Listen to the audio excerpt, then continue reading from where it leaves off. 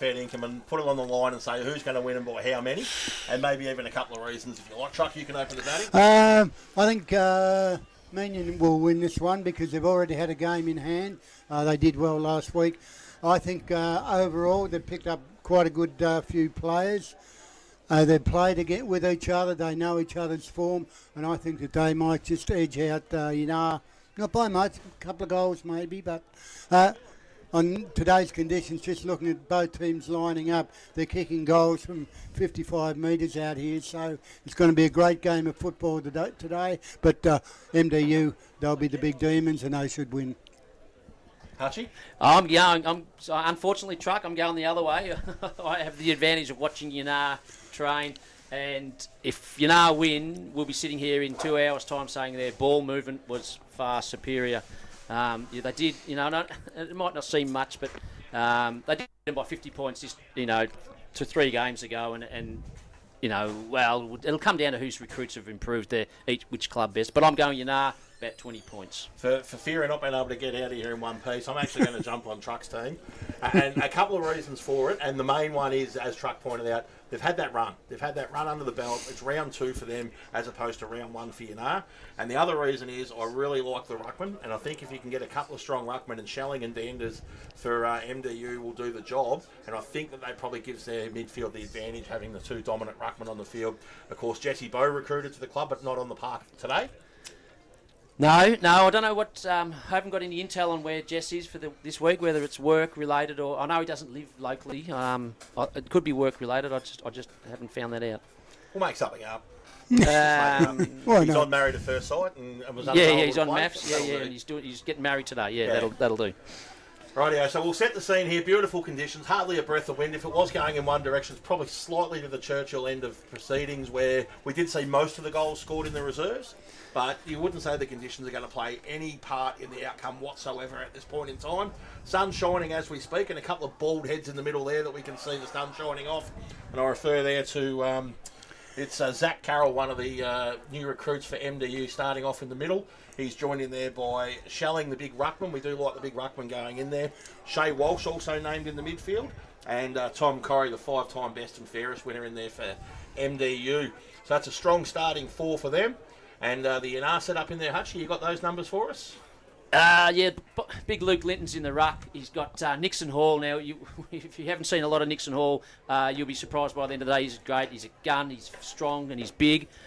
Flynn Schill and James Jacobson, who's very classy on either side of his body. Now, Flynn Schill standing next to Zach Carroll, that's worth your $12 at the gate to get in and watch that match up alone. I would have thought that's going to be an absolute cracker. 2 hard nuts going head to head.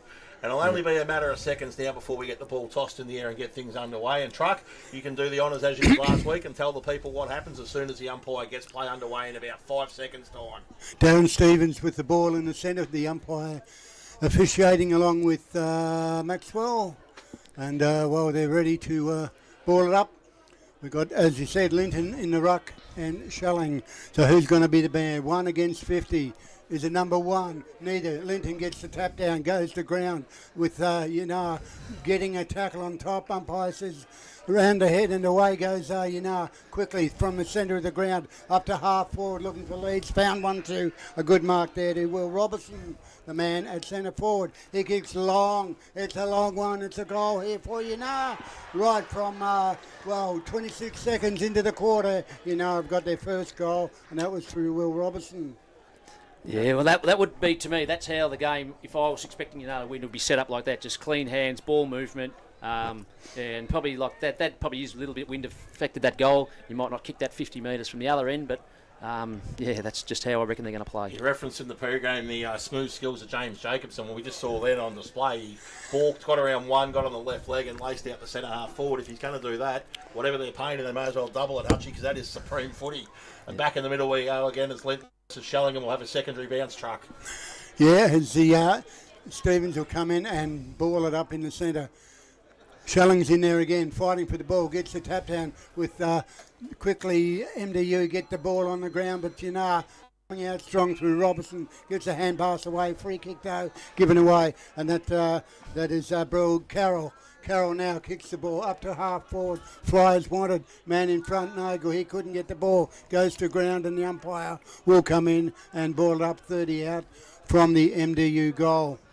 And as suspected, guys, Chapman has gone to Nagel. Ball up there, waiting for the knockdown, goes into the square, and no one can get the ball. The umpire will come in and give it another ball up. So we're close to the MDU goal, 30 out.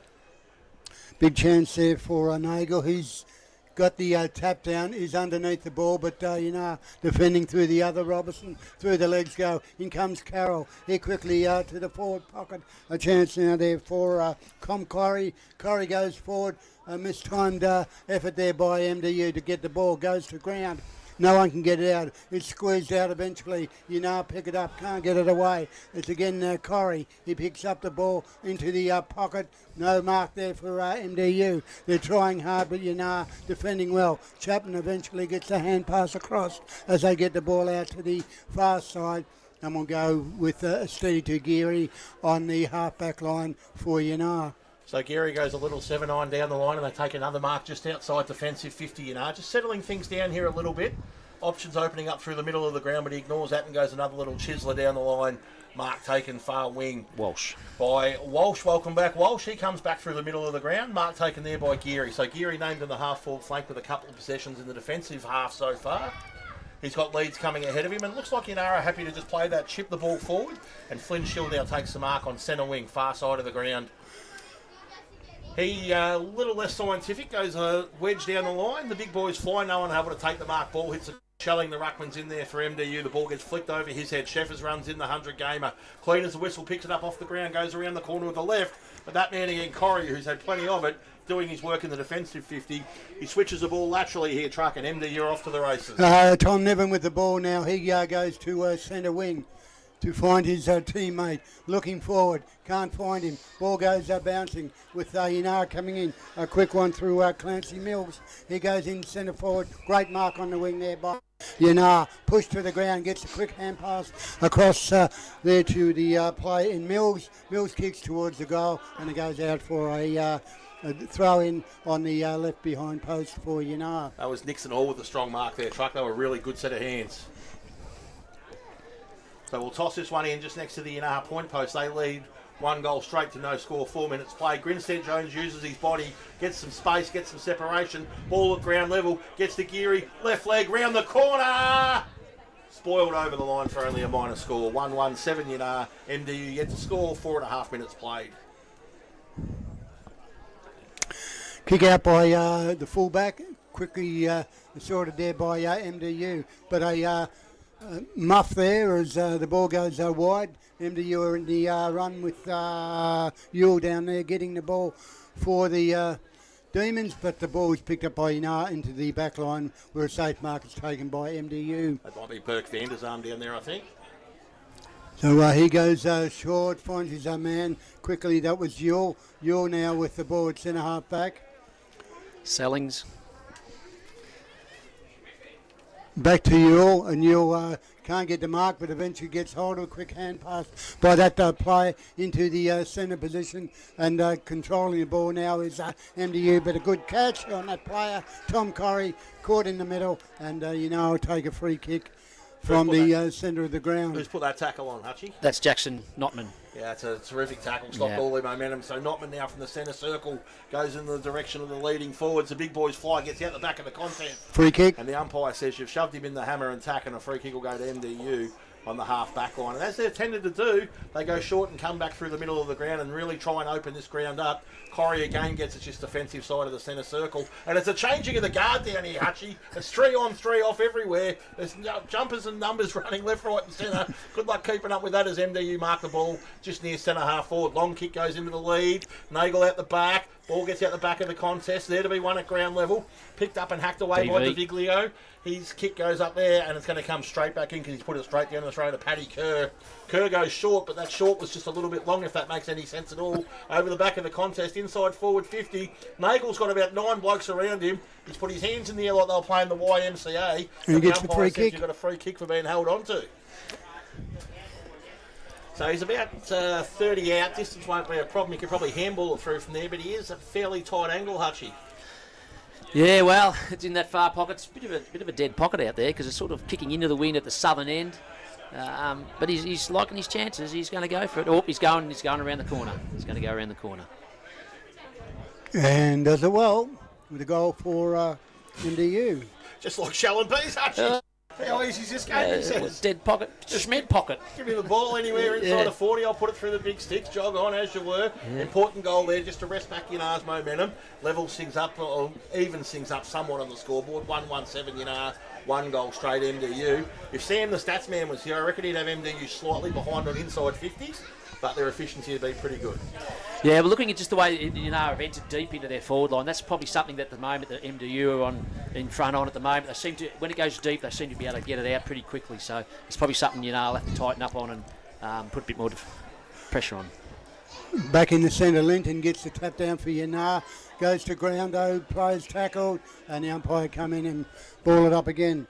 And the big number 79, D. Virgilio, was in that set. Up there we go. Linton fighting, Shelling. No one can get the ball down though. Eventually, Yinnar up to half forward. Nearly a mark to Gary. He can't get the ball. Kick off the ground required. Players are all over. Need to squeeze the ball out. Good throw from somewhere. And that was D. Virgilio again in the mix of things for Yinnar. Ball half forward. Tackle on the Yinnar player, and the umpire will come in, Sean Maxwell, and ball it up. Half forward, centre half forward for the Yinnar side. Throw up. Shelling gets the tap down for MDU. Good tackle on D. Virgilio. Ball goes to ground. Running is Shea Walsh for the MDU side. He gets tackled though and gets a free kick. Shea Walsh in front of the scoreboard, which reads 1-1 to 1 goal. Yinnar leading. Ball on half forward line for MDU. Another tackle, ball thrown to ground, picked up by Carroll. He goes in forward, easy mark if you like. And I think that was Patrick Kerr with the mark on the forward pocket. Gee, he's good, that Carroll. He was best on for him last week, Hutchie, and the coach was pretty effusive about his talents. He hasn't missed a target today. He's taken the ball in the back end, the front end, and done just about everything right. Yeah. And they're bringing him off for a spell. Oh, that was... Okay, coming in for the shot is Patrick Kerr. Kerr's kick is good, but hits the timber, and that's only a minor score. So, scores here are level, 1-1 apiece. So, Yinnar will bring it back in from the Ballara end of proceedings down there. Now, who's that doing the kicking in, Hutchie? Harry McColl's been given that job. It's usually Chapo every day of the week, but little H-Mac, welcome back from Morwell. And he gets onto the right leg and does a little bit of fancy work and finds a shorty in the pocket. Laces out a teammate there in Chapman. Chapman then comes back through the middle of the ground and finds Grinstead Jones about 30 out. Jacobson's on over here if he looks laterally. Still on, but he decides to go the other way. Bad luck, Jimmy. You're going to have to find some space elsewhere. He kicks to a straight up one-on-one out there.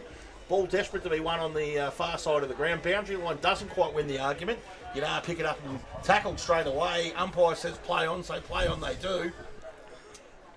I think they might have been better off coming this side, Hutchie, but nonetheless they still maintain possession down the Sheffers, the half forward line. He stays on the ground, front and centre. Ball evades him, gets in the hands of the MDU defence, who just hack it forward. And as you'd expect when you do that, it's going to come straight back at him, and that's exactly what Yinnar do here. They reset across half-back. Through Walsh. This time Walsh lowers the eyes and finds JDV just on the defensive side of 50. So to Viglio now, another little chiseler down the line. Just doing it in 15-metre increments here, but importantly holding on to possession of the footy. Onto Vandermeer. So the captain this year, Vandermeer, or the co-captain with Sheffers, got the ball directly under the scoreboard, which says 10.5 played. He goes long down the line to Robbo. He flies from behind. He gives a little bump there, and the umpire saw what I saw. And he said, you can't push him out of the way.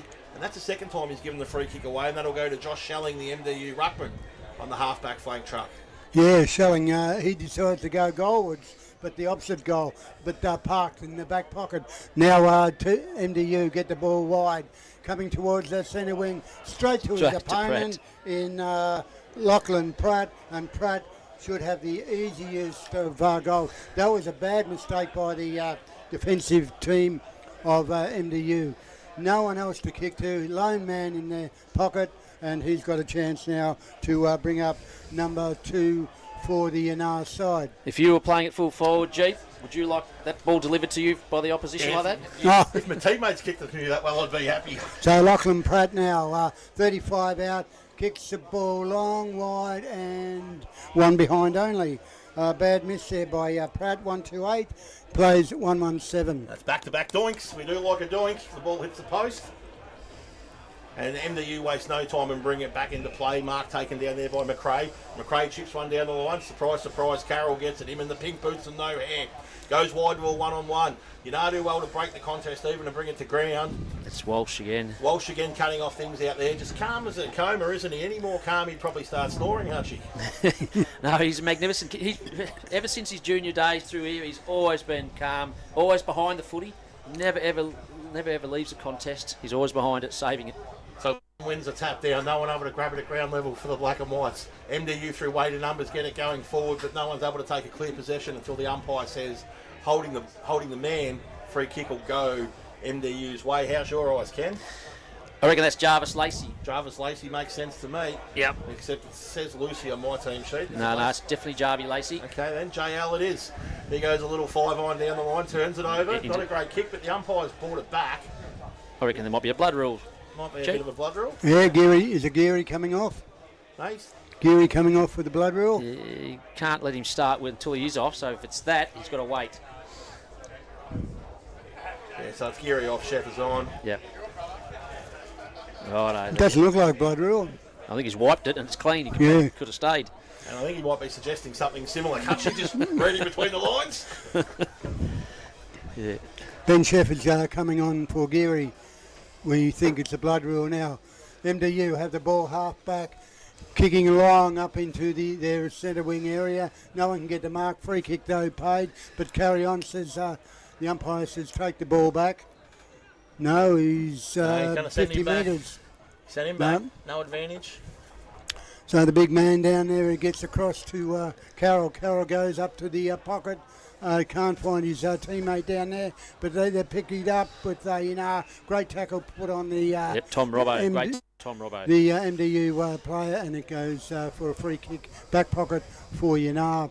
1-2-8 plays 1-1-7 here, and we've been going 19 minutes here. So switch to Jacobson. Jacobson finds McCall. Now the run comes. They go through the hands. Walsh. He's a little chip pass down the line there. Mark taken there by Chapman. Chapman dishes her hands off again. They're going alpha. They're going numerically. He goes back to Walsh. 11-12. To 13. Any chance that's 13? That is 13. You bloody beauty, Clancy Mills. And he comes back to Chapman, who's sneaking forward, left leg, over kicks it. Defensive mark taken down there, and a nice one it is by Niven. And Niven comes short little pass out here and finds Connor Crone, one of the Crone boys out there. He goes to that little inside 45 kick, which has been a feature. He has to put a bit more on it, but he's found some space. He's hit it. He's found some space out there to Shea Walsh. Shea gets a handball off just now after he draws a man on the mark to Carroll. Carroll goes long down the line. The lead's on. The ball finds turf. Nagel picks it up. Left foot snap around the corner. Gets stuffed. That can't be a goal. That can't be a goal. It's not a goal. It's a point. No. But it would have been one. Yeah. So another point each. They'll be level. 1-2 apiece. As the ball comes quickly in for Yinnar, half back. Yep, it's Clancy Mills. Mills now with the ball. He goes up towards centre wing. Flies wanted. Up there. Great grab there by Pratt. We like the look of him, Truck. Yeah. Now Pratt has the ball. Centre wing. Broadcast side. He goes further upfield. Half forward. No one can get the mark. Ball goes to ground. A chance there for Sheffers running onto the ball. Can he score a goal? He slips it in. And that's a good goal by young Sheffers. 100 gamer. So he knew where the goals were, and that goes 2-2-14 to 1-2-8. Had a decent month, the young fella. 100 games of footy, just become a dad, kicked the goal. It's all going well. Terrific. That's I think that's probably what we're going to find to get players into the game. I think we see Pratt coming up nearly up to the half-back flank to get going, and there's multiple options with Robertson and Notman still down there. So yeah, That was good. That was well played. So we've played nearly 16 minutes, low-scoring game, but it's been entertaining and free-flowing. We'd love another 3.5 quarters of this. Plan B in the ruck here now for MDU. It's Vanderzarm up against Linton. Vanderzarm gets a clear tap down, goes towards Carroll, but he can't receive it at ground level. Flynn Schill goes in and gets bundled over. Ball there to be won. MDU have gained 15 metres. No one's had a possession. The umpire stalks and watches, and he says, we'll toss that one in the air again. About 15 metres closer to the MDU goal, yet you wouldn't register a possession amongst anyone. Vanderzarm again gets over the top. Umpire found a free kick, and it's going to go Yinnar's way to Schill. He dishes off the handball there. This is starting to become a problem. They're getting a bit of it down the back there, these half-back flankers. They move the ball again up through centre wing. Now the long kick comes in. Robertson on the big long lead. It's Grinstead Jones, in fact, getting the body position in the way and taking a strong mark 45 out. Too far for his league these days. He lobs it out in front of Pratt. Oh, you may as well put it on a silver platter, put a bow around it and stick a candle in the top of it, Archie. Yeah, that was the second best delivery Pratt's had. First best by his own team. Yeah, first best by his own team, yeah. Yeah, Grinstead Jones, all class there, takes the one-on-one mark, knew he was beyond his limit. More importantly, Pratt knew he was beyond his limit, so he said, I'll take off here, and I reckon the Grinny pig will put it down my throat. That's exactly what he's done. So Pratt from 35 out directly in front. Earlier kick hit the the left-hand goal post. This one he comes in, flushes the drop punt. Umpire doesn't move, does the limbo. The ball goes straight over his lid, and it raises the two Calicos. Third goal for Yinnar, and they skip away to a handy little lead early doors. Well, that was, yeah, so that was all set up by Kane Grinstead Jones, and that was that matchup we were talking about early on. That bloke was taller than him, but Kane used his body and just shifted him sideways and took basically an uncontested mark in the end. Now, was it Vandermeer or Walsh to come off the half-back flank? Hands up, I didn't recognise who it was. Both. Both? Yeah, I was going to say, because they've both been involved, and every time they touch it, just go forward with that little bit of class. Yeah. Vanderzarm in the ruck there for MDU. Can he get the knockout? He does. Just gets the boot to the ball. That's the way that MDU need the ball. Bring it up forward, up to Nagel, is it? Nagel, yeah. Nagel. So that was just 1-2 from the centre. One kick. Nagel now has the chance to put number 2 on the board. Was that Walsh through the middle, Hutchie? Was that Walsh through the middle that time by foot? Yes, Shea Walsh. Yeah, Sorry, I'm thinking that Yinnar Walsh. There's too many Walshes. Yeah. So we got Nat Nagel, who's already scored in his career 579. Make that 580, 581 if he gets this one. So we're waiting for Nick Nagel. Shouldn't miss. He knows where the goals are. Scored 5 last week. Nice kick by Nagel, straight through the middle. Goal umpire says, I'll give you 2 fingers for that one. So that's the second goal for Nat Nagel this afternoon. They go to 2 goals, 2-14, to 3 goals, 2-20 Yinnar. Yeah, so that was a fairly clean exit from the stoppage there for MDU, and Yinnar probably have to be a little bit aware of that because that was basically bang. 1-2 bang. Bang. Yep. Well, they got Jacobson, Geary, and Schill in there now. See if any of them play a defensive role. Schill's gone straight to Shea. Yeah, I reckon that might be a matchup. And the umpire's found a free kick. The non-controlling umpire, I think, might have found that. And it's going to go the way of Yinnar, and Geary will take it. No, he won't. He's handed it over to Schill. So Schill will take it. Wastes no time and shoots forward, goes with his long leg, far down the line. Batman again, Carroll. Yeah. He's playing a great game this afternoon. Carroll. So Carroll now in the defensive 50, holds onto the footy. If they follow the pattern, they'll go sideways, and that's exactly what they do. It's a hot kick. He's in between 3 Magpie players, but he laces out Lacey, and Lacey takes the mark on the half-back flank. His kick doesn't quite look as flash, but it finds a target, and that's all that matters. And Burke Vanderzarm, the ruckman, he comes inside that 45-degree kick. We love that. Tries to free kick open the pack. Yep, to Cleaver. Big DK to Cleaver. He of the Jesus hair. He gets onto the left leg and goes thump. He goes thump down the line to Shelling. 1-on-1 with Linton. Shelling brings it to ground. Shea gets in there, but he's wrapped up in a tackle straight away. Manages to shake free, hack it forward. Unable to get through Vandermeer, though. Vandermeer now picks it up and gets onto the left leg. His kick's going to be a turnover, and it goes back down the line to Big DK. What do we say to Cleaver? That's what we've been told. The Cleaver gets on the left leg and kicks a Kernahan mongrel wobbling punt kick into the forward 50. A real finger breaker. No one able to take it cleanly, with numbers wrapping up out the back. And they just settle things down and go short to Chapman. And Chapman takes the mark in the back pocket. He's got a couple of short options on, but they're a little bit dangerous, so he might have to use that big cannon. Instead, he goes laterally and goes directly across the face of goal. Walsh of the Yinnar Mark variety. taken out there by Walsh. He's had plenty of it. And he hasn't missed a target yet, so why would he start now? And he misses a target. Good work by me. Picked up across the half-back line, though, and Yinnar got numbers here on centre wing if that ball sits. Big Robbo makes a mess of it to start with, climbs back to his feet, gets a handball along the ground, underground. Picked up there across the half-forward line. Kick comes in. Grinstead Jones, 1 on 3. He's good, Grinny. He breaks the contest even, wins it at ground level. Flicks a handball off there to a teammate. Gets it back to Grinstead Jones on the left leg. Kick smothered off the boot. Ball there to be won at half forward. It's a hot footy. MDU win it and hack it forward. No one there to take it cleanly, though, and it's going to come back in. And it comes back in now. No, third time by Mills. And finally he was tackled. The umpire said, you had long enough, Clanger. We'll turn that one over and we'll give it to Walsh on the half-back flank for MDU truck. Yeah, Walsh now with the ball half-back line for MDU. Driving towards the scoreboard side. Quick small pass, and that goes across to Wilson. Wilson now for MDU has the ball, half-back line near the scoreboard. He goes in short too, but interception there by Yinnar. Claimed to mark, but pushed out. And the free kick will go to MDU just below the scoreboard. 2-2 plays 3-2. 6 points the difference as the ball goes up half forward, but strong defence by Yinnar have a safe mark. Sure, he goes wide to the half-back line. They're packing in numbers here, Yinnar. They're getting possession, but they're not getting too far. They're going short. Now they have the ball half-back line. He doesn't know where to go. He says, I think I'll just have a big kick and find an opponent, and he finds his man down there in Mills. He gets knocked over to the ground.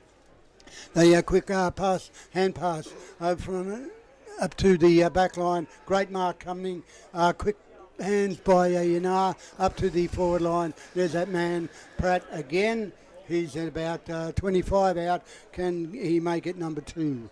Yeah, so that was Nixon Hall leading up there. Got sharply moved it on to James Jacobson, who on the left foot just laced out on a 45, and that was Lockie Pratt. So that was all set up. That goes back to our man Walsh. He's been set up. He's been calm, awesome. And he set that up beautifully. It was really, really well played. I know Archie call this one home. Pratt. Right, Pratt comes in, 42 metres out, leans back on it a little bit and just sprayed it to the right a little bit. And umpire Christo Perkins says 1 point. Perko. So MDU will bring it back in. We've played 23 and a half, nearly 22 and a half, nearly 23 minutes, and they go far side. They go real wide far side. A little tickle on the fingers and it goes into Young Signs. Danny Young here earlier. Young Signs, of course, one of the very good station sponsors at Gippsland FM. They've always looked after us well. And we'll toss that one in right in front of his sign. With MDU, I reckon they'd be happy to see the siren or hear the siren go here and just hit the huddle and just do a bit of a reassessment, because have dominated the last few minutes of play. And the ball sits on their half-forward flank where the umpire will come in, and we'll have a secondary stoppage as we tick over the 24-minute mark. Leading by 7 points. Stalemate out of the ruck, but the umpire's found a free kick. It'll go MDU's way, and again they've been burnt at the advantage when they might have been out. But the ball will come back here, and here are the long sleeves. Didn't write down who had the long sleeves on. Which Josh Shelling. Shelling, yeah, there it is. The ruckman. So here the long sleeves. Shelling goes short.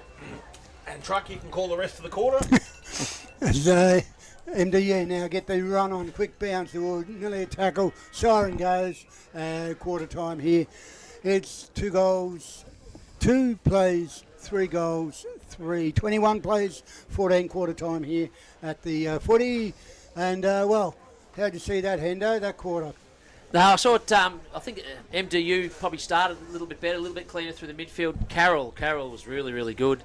Shea Walsh, that is, from MDU. But I think, sort of, once they got into their game, and that's probably subject to them not having a lot of match practice, and once they got control, and that started with Walsh, and Vandermeer started on the bench, but then when he came on, he was really classy as well across half-back, and I think that's where they started. They kick-started it from half-back flank, and in the end there, they lived off 7 points. So I think Yinnar had the ball a lot, they had possession a lot, but in the end they didn't do a lot with it. Although they're 7 points up, yeah, that's fair enough, but they could do more with the ball. Yeah, I think something they've got to also work on is probably their forward line, the coming into their forward line. I think sometimes you might have too many options, and then in the end, the more options you had, the less effective it was. And sometimes I remember the number of times Kane Grinstead-Jones having to fly for a contested mark. Now, he's okay one-on-one at ground level, but probably shouldn't be your main target in the forward line with 4 blokes over 6 foot circling around him. So quarter time here, it's 3 goals, 3-21 Yinnar playing MDU 2-2-14. We'll go back to the studio for some announcements. Be back here for the second quarter.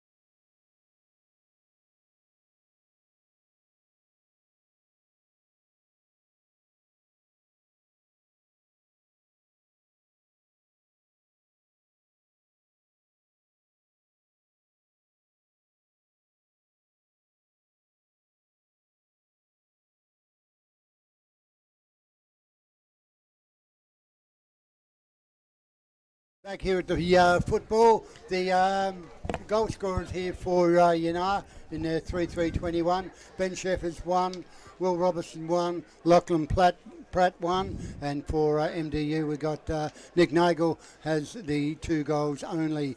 But a chance now for MDU to come back a bit in this quarter.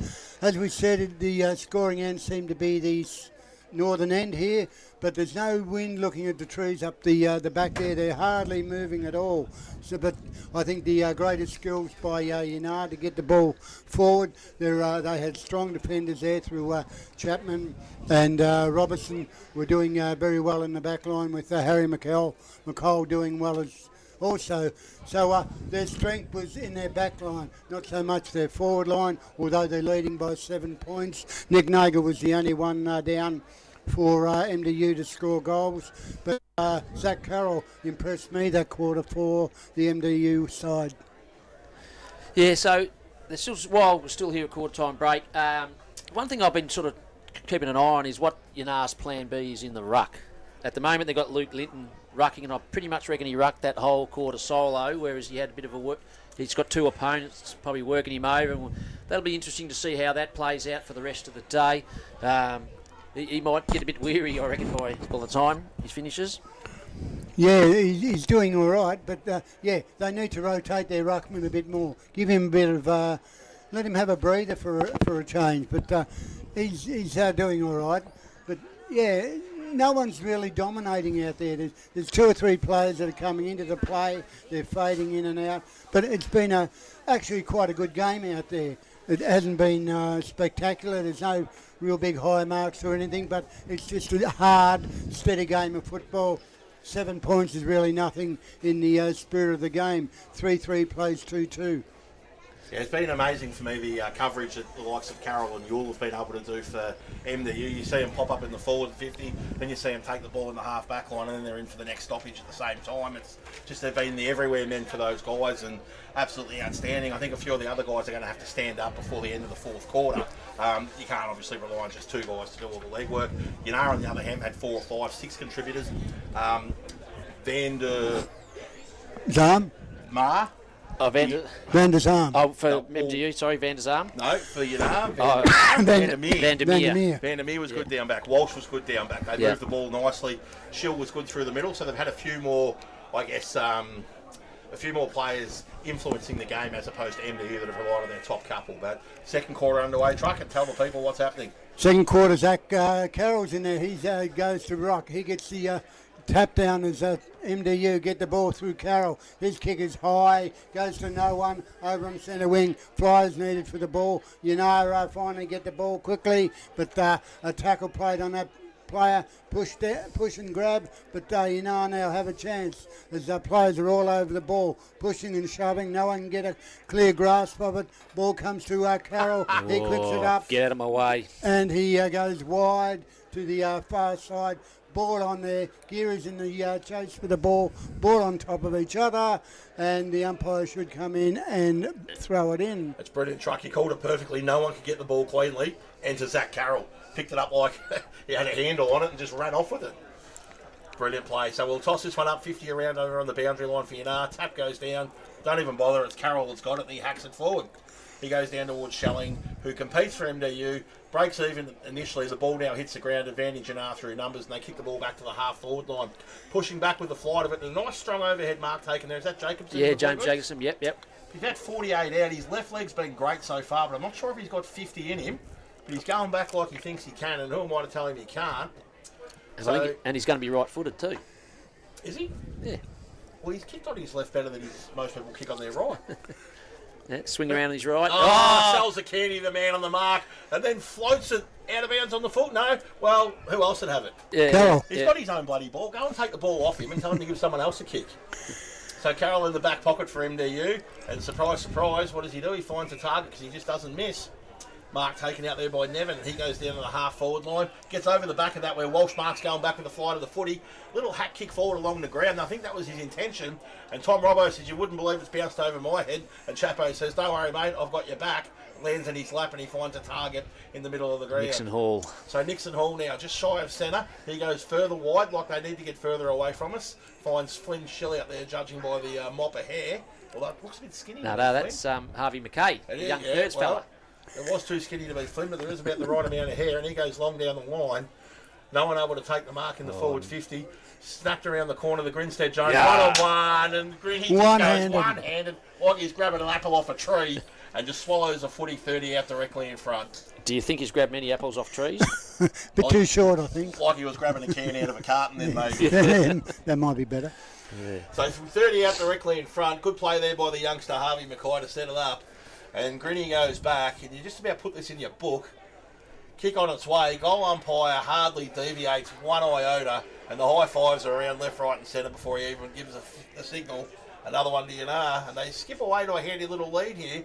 4-2 to 2-2 MDU.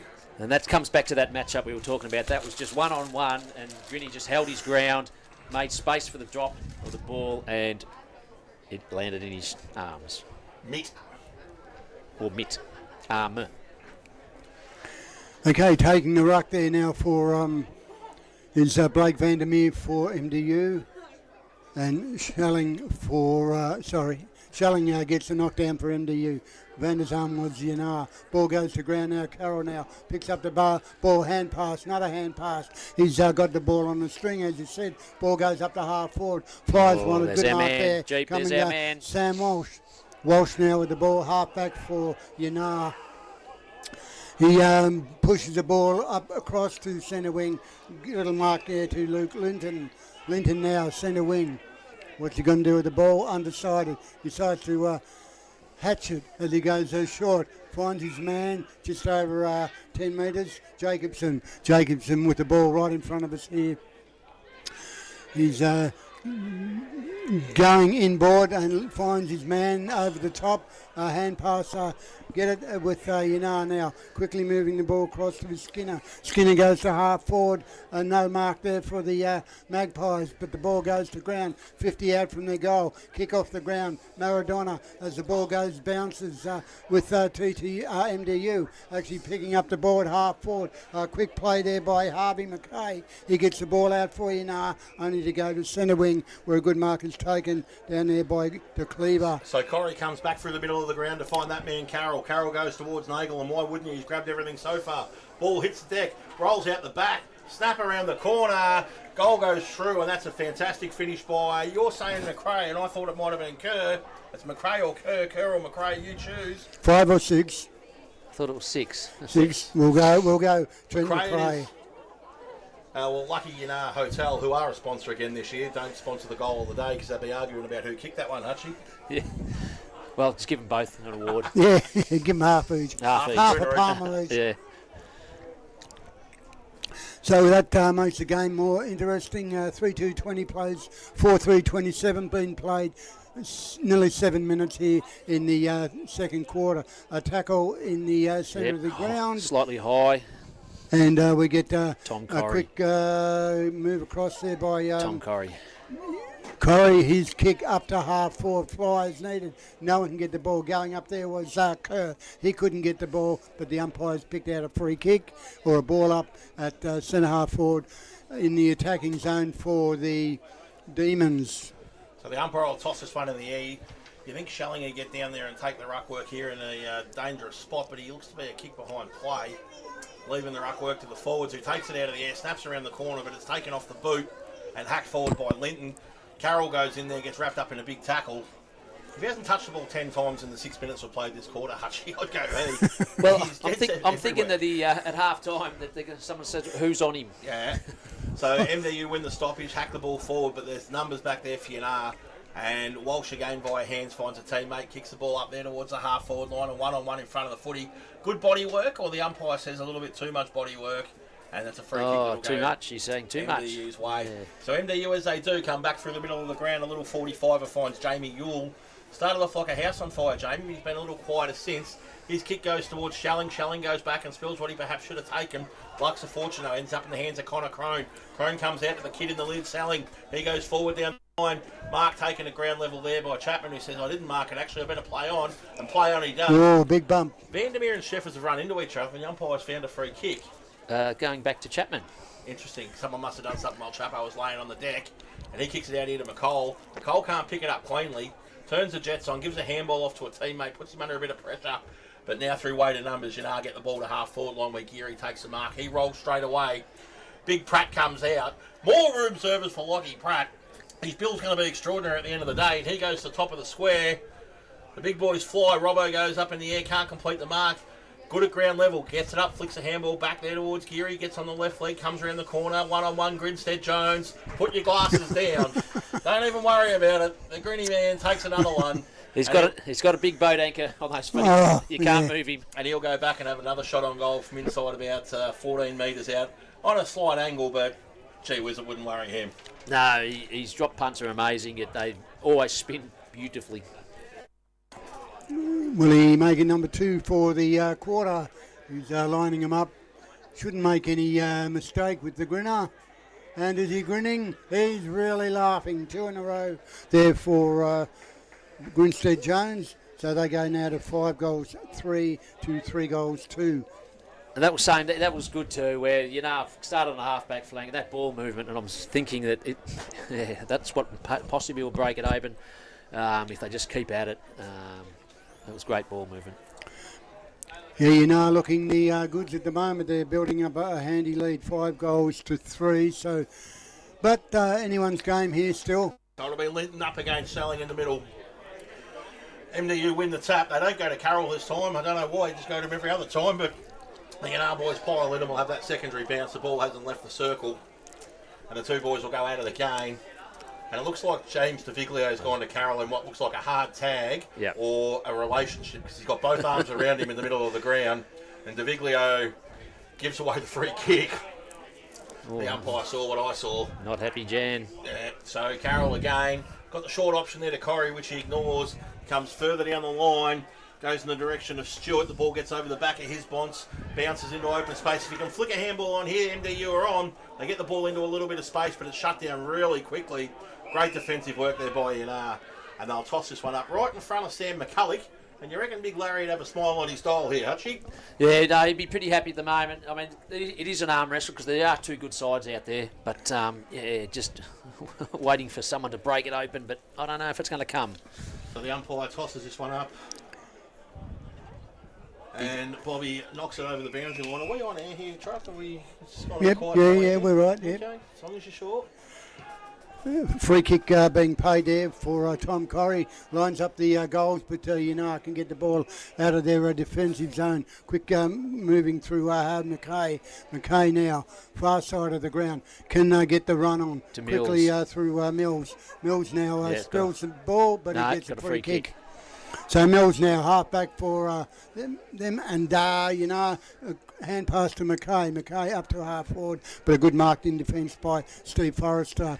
Forrester now for MDU in the last line of defence. He decides to come inboard, looking for us over here, but a good intercept there for Sheffers. Sheffers one hand pass, two hand pass to the Grinner. The Grinner lines them up. Number 3 for the man. And that's another goal for Yinnar and 3 for Grinstead Jones this quarter. I might get accused of a little bit of bias here, Hutchie, but I'm sure you'll back me up. Chef is good. He was real good. They had a little there's pace to burn there, and you've got to be quick to keep up with him, and he just breaks it open. Once he gets a metre on you, you're just not tracking him down. And the thing was, he held onto the footy long enough to attract the defender. Knew he was going to cop the heat, yep. But he knew that once he copped the heat, the ball was going to go to Grinstead Jones in the clear because the defender couldn't double back. So a bit of sacrifice for himself and the team get the rewards. Yep. I guess that's why he's the captain. 6 goals, 3 plays. 3 goals to Yinnar, with 3 goals this quarter to Grinstead Jones. Back in the centre, Schelling can't get the tap down, but ball goes to ground with Yinnar now getting the run forward. Coming quickly through there is Tom Corrie for MDU, and he will get the free kick. Yeah, high tackle. So Corrie now with the free kick. He goes towards the scoreboard. No one there can get the ball. Players are running. A quick running in there is De Cleaver. He can't get the ball either for MDU, and the ball will go out of play. We'll get a throw in. Free kick against. That wasn't very De Cleaver, was it? No, it wasn't. Well, you set him up and I'll knock him down. So McCall at half-back plays on, comes through the middle of the ground, misses his target by about as far away as you want to be, turns it over in a dangerous spot to McRae. McRae goes to Walsh. Walsh's kick's cut off by Robbo of the Tom variety, going back with the flight of the footy, and he plays on straight away here. And have a little bit of time and space, and they need neither because they just don't miss across that half-back line. And that was Vandermeer, no, that was Walsh there finding Chapman, and Chapman goes back to where it came, and Robbo's got the footy. He chips over the top to Chapman. Ooh. Ball doesn't get there. Dangerous spot. Should win out through numbers, and they do. Ends up with McCall, pretty much where he started from, and he kicks it to where many would argue he should have gone. Carroll, though, gets onto it for MDU, as he tends to do. Hacks the ball forward. Stoppage.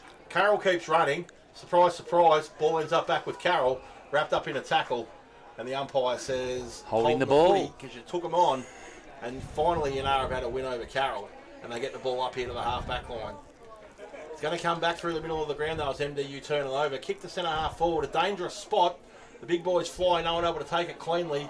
Ball there to be won. Little hack kick forward there by Yule. Ball ends up in the right spot, and running into an open goal. There's no argument this time, Archie. It's McRae, number 6, as he puts his second one through the big sticks. Really good defensive work there by the MDU forwards. A little bit of wasteful footy by the Magpies, and a really crucial goal. Yeah, that's a good sign for a good team when you can punish the opposition for mistakes made. Probably a little bit of overuse of the footy, and turnover. That was McRae's second goal for the term as well. So they've got 2. They've got multiple goal scorer now. McRae, 2 goals. Back in the centre again. Darren Stevens runs the ball up. Schelling can't get the tap either, but the ball goes to ground now. But pick it out of the middle. A good play there, but you got to play the man in front as the ball goes to ground. No one can get control of the ball. It stacks on the mill. Umpire will come in and ball it up once again. Bit of player watch here for you, Hutchie. Can you keep an eye on Ben Skinner for me? I haven't called his name. Seen him once or twice. Yeah, he's a left footer. You'll know him. Yeah, I know. I just want to see if he gets his hands on the footy, gets around the ball a little bit more, as we have an almost mandatory secondary stoppage inside the Yinnar forward 50, where Grinstead Jones is one-on-one in front of the footy with an opponent who dead set would be bricking it at the moment. Yeah. Ball goes up, ball comes down. The tertiary stoppage now as we go for 3 times in a row. The challenge is if there's 4, Scott, can you name it? That's a quadrella, mate. They don't need one. Ball, win forward, ends up near Grinstead Jones. Grinstead Jones picks it up, pops a handball out to no one in particular, and MDU pick the footy up and just punt it as far away as they can. But that's not going to go too far because sitting underneath it Jackson Notman. was Jackson Notman, and he kicks the ball in. Mark taken out there by that man Pratt. If it's not Grinstead Jones, it's Pratt. If it's not Pratt, it's Grinstead Jones. The key forwards having their way out there, and he'll go back and have another shot on goal from about 35 out on a pretty tight angle. And from what we've seen so far, he's going to be in the ballpark, if not over the umpire's hat, I'd say, Hutchie. Yeah, no, he's pretty good. He does a beautiful drop punt. I just lost sight of him behind all the crowd. Just, I'll watch the footy, you watch the injury, mate. The bloke coming off there holding his right shoulder, see if we can work out who that is as Pratt comes in. Kick on its way, he's going to stay skinny side. That's Forrester. Minus score only. Steve Forrester. And Forrester comes off with a right shoulder injury, you would suggest. Yep. Taped left shoulder, hurting right shoulder. He's now got the... Is that the Quinella? Yeah, it's not ideal. Not ideal. It doesn't look to be in complete and utter distress, but it doesn't look like he's having the time of his life either. As MDU will bring the ball back into play. Jacob Whiteside, left footer, beautiful left footer. So Whiteside chips in a little pass there to a leading teammate who spills the cookies in a dangerous spot. Yinnar turn it over. And if we can see past the booth, we'll see down there that number 13 had it. Number 13, of course, is Clancy Mills. Millsy, who kicks it forward. And the ball goes out of bounds for a throw in about 15 metres around. And this is all news to you, Truck, because you can't see a damn thing from it. No, I'm gone blind. I'm looking at the wall here, and switches. So the umpire tosses it in right next to the point post, and a lovely little flick into this too. Pratt does well out of the ruck. Harvey McKay. McCoy sharks it, ball goes forward, wash, rinse, repeat. The umpire will toss this one in from about the same spot. And I reckon Pratt's going to do the same thing. He's going to try and shove his opponent under the footy and see if he can get someone on the drive-by here. So in we go again, another lovely little flick in. Pratt gets pushed underneath it this time. No one able to take it cleanly when the ball hits the deck. Stacks on the mill. Snapping around the corner there Tiger Renwick. was Tiger Renwick, but his kick lands in the hands of an MDU defender who simply picks it up and punts it and hopes for the best. And the ball gets out there towards centre wing where MDU do well to hold things up. Stewart. And Stewart's picked up off the bottom of the pack, and the umpire will toss this one in the air. They've dodged a bullet there, the MDU boys, and Shelling comes running in to do the ruck work. And the umpire says, give it back to me, I'll throw it in the air again. I don't know what's going on there, but either way. So Shelling now does the ruck work again. Doesn't win it this time. Ball will be won at ground level. Little hack kick forward there by Wilson. Wilson gets it up to half forward. Keep your feet in the contest is my advice. Neither of them do. Neither of them win the contest and will ball it up. About 75 out from the MDU goal. Nearly 18 minutes played here at Yinnar 40, leading MDU 26. And there you can see again, Truck. Yeah, I'm back in action again. Harry Maxwell. No, that's his son. That's his dad. That's his dad. Of course it is. Kick for the Yinnar side. Get the ball out through McCall. Quick, snappy hand pass. Do a train there, and eventually coming out through Walsh. Walsh gets the ball across quickly to Robertson. Will Robertson. Will he kick it long? Does up to half forward. Flyers wanted in the front. Notman. Good mark, and it's Double grabber from Notman. so the Notman. Is he a woman? Plays on. Watch out. Guess who? Pratt. Room service. Better angle than the last time. I reckon he's got just a little bell just next to the bedside table there. He is. Jingles and says, kick me the footy. Yeah. And they just dead set laying on a silver platter for him. And the umpire says, come round, make the angle easier. You don't see that too often, do you? No. You see the forward's trying to crib as many metres as he can. Well, everyone's been nice to him today. Yeah, so, well, there you go. Welcome, Pratty. So he comes in from about 40 out, at 45-degree angle. Ball on its way. Looks good. Fading late, but fading late enough that it's gone over the umpire's lid. Another major to Yinnar, and they skip away to a very handy lead here. 4 goals. 20-point leaders over MDU, and you'd hate to be one of the two blokes that tipped MDU to win, wouldn't you, Troy? Of course. Thoughts, Yes, Yinnar doing well. 7-4 plays 4-2. Nearly 20 minutes gone here, and that was second goal for Lachlan Pratt this afternoon. That one bloke that tipped it, what was his margin? No one likes self-promoting. Can't wait to get Dwayne and Sam back next week. Back in the middle we go. McCall in the ruck. McCall There we in the go. ruck. There's plan Shelley wins B. that. Little handball over the top there, unable to find a teammate in Ty Grenwick, and they run the ball through the middle of the ground Benny again. Skinner. Grinstead Jones delivers a handball. Teammate run down, good enough to get back to his feet, Mills. Mills flicks out a handball now. Is that Robbo? Yep. Is that Robbo? If he's kicked that, he'll dead set get the shirt off here, I reckon.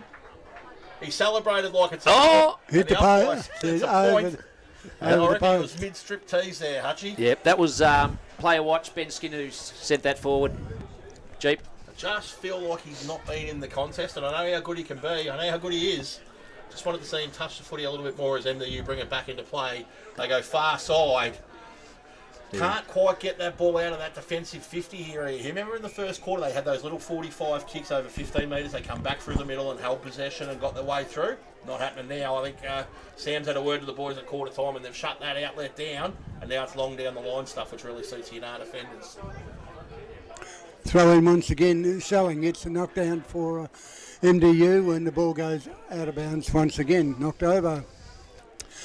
7 goals, 6 plays, 4 goals, 21 minutes gone here in the second term. Lovely day here at Yinnar, sun shining, no wind and no rain as well, which makes it a far better effort than last weekend. Yinnar have the ball on their forward pocket, going in, flies over the top.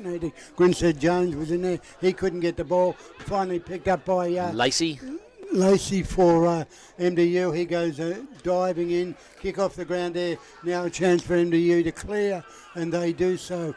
Oh, good bump there. He knocked him right over. And, the umpires paid a free kick. Not to... Harvey McKay. Oh, yeah, he really made that bump welcome. Well, unwelcome to the man down there. Tell you what would be a worry for me if I was an 41. MDU supporter. There's 5 Yinnar blokes around that MDU guy that got the bump, making sure he's okay. And not a bloody MDU player inside. That's their right. own Yeah, teammate. that was Braden Sellings who got knocked over then. Now free kick being taken for Shill. Flynn of the Outback. Now Flynn lines up the goals, and he's banged it in for another one for Yinnar. They're fifth for the quarter, and they are now running away with the game at the moment. 8 goals, 5 plays 4-2. Shill with that goal. That's Interesting his first. truck while you were calling that. Yule's come off for MDU and McRae's come on. So while McRae's kicked their 2 goals for the quarter, while Yinnar are doing all that damage, McRae's been sitting down watching on. So he's come on and gone straight back into the middle and sent Shea forward to give him that target there. So it's Carroll back in the middle now, which is hopefully giving him a bit more impetus with McRae being in there. And as I say that, it's Sheffers running through for Yinnar and just hacks the ball forward, goes up towards Shill. Shill uses his body beautifully to create some space. Geary picks it up, fumbles the second time round though. Good tackle laid there by Will Robertson, and the umpire will come in and ball this one up. And that's that forward defensive pressure that's resulted in Yinnar keeping the ball down there and having repeat opportunities. If we had a stats man with the pressure rating, we would know it'd be up. And they're taking full advantage of it. The other stat you'd see is that the MDU ruckman's winning a lot of the taps, but they're not winning a lot of the clearances, as has happened there. Ball ends up with Geary. Geary goes in short, and ball picked up by Robinson. This time on the left leg snap around the corner, misses.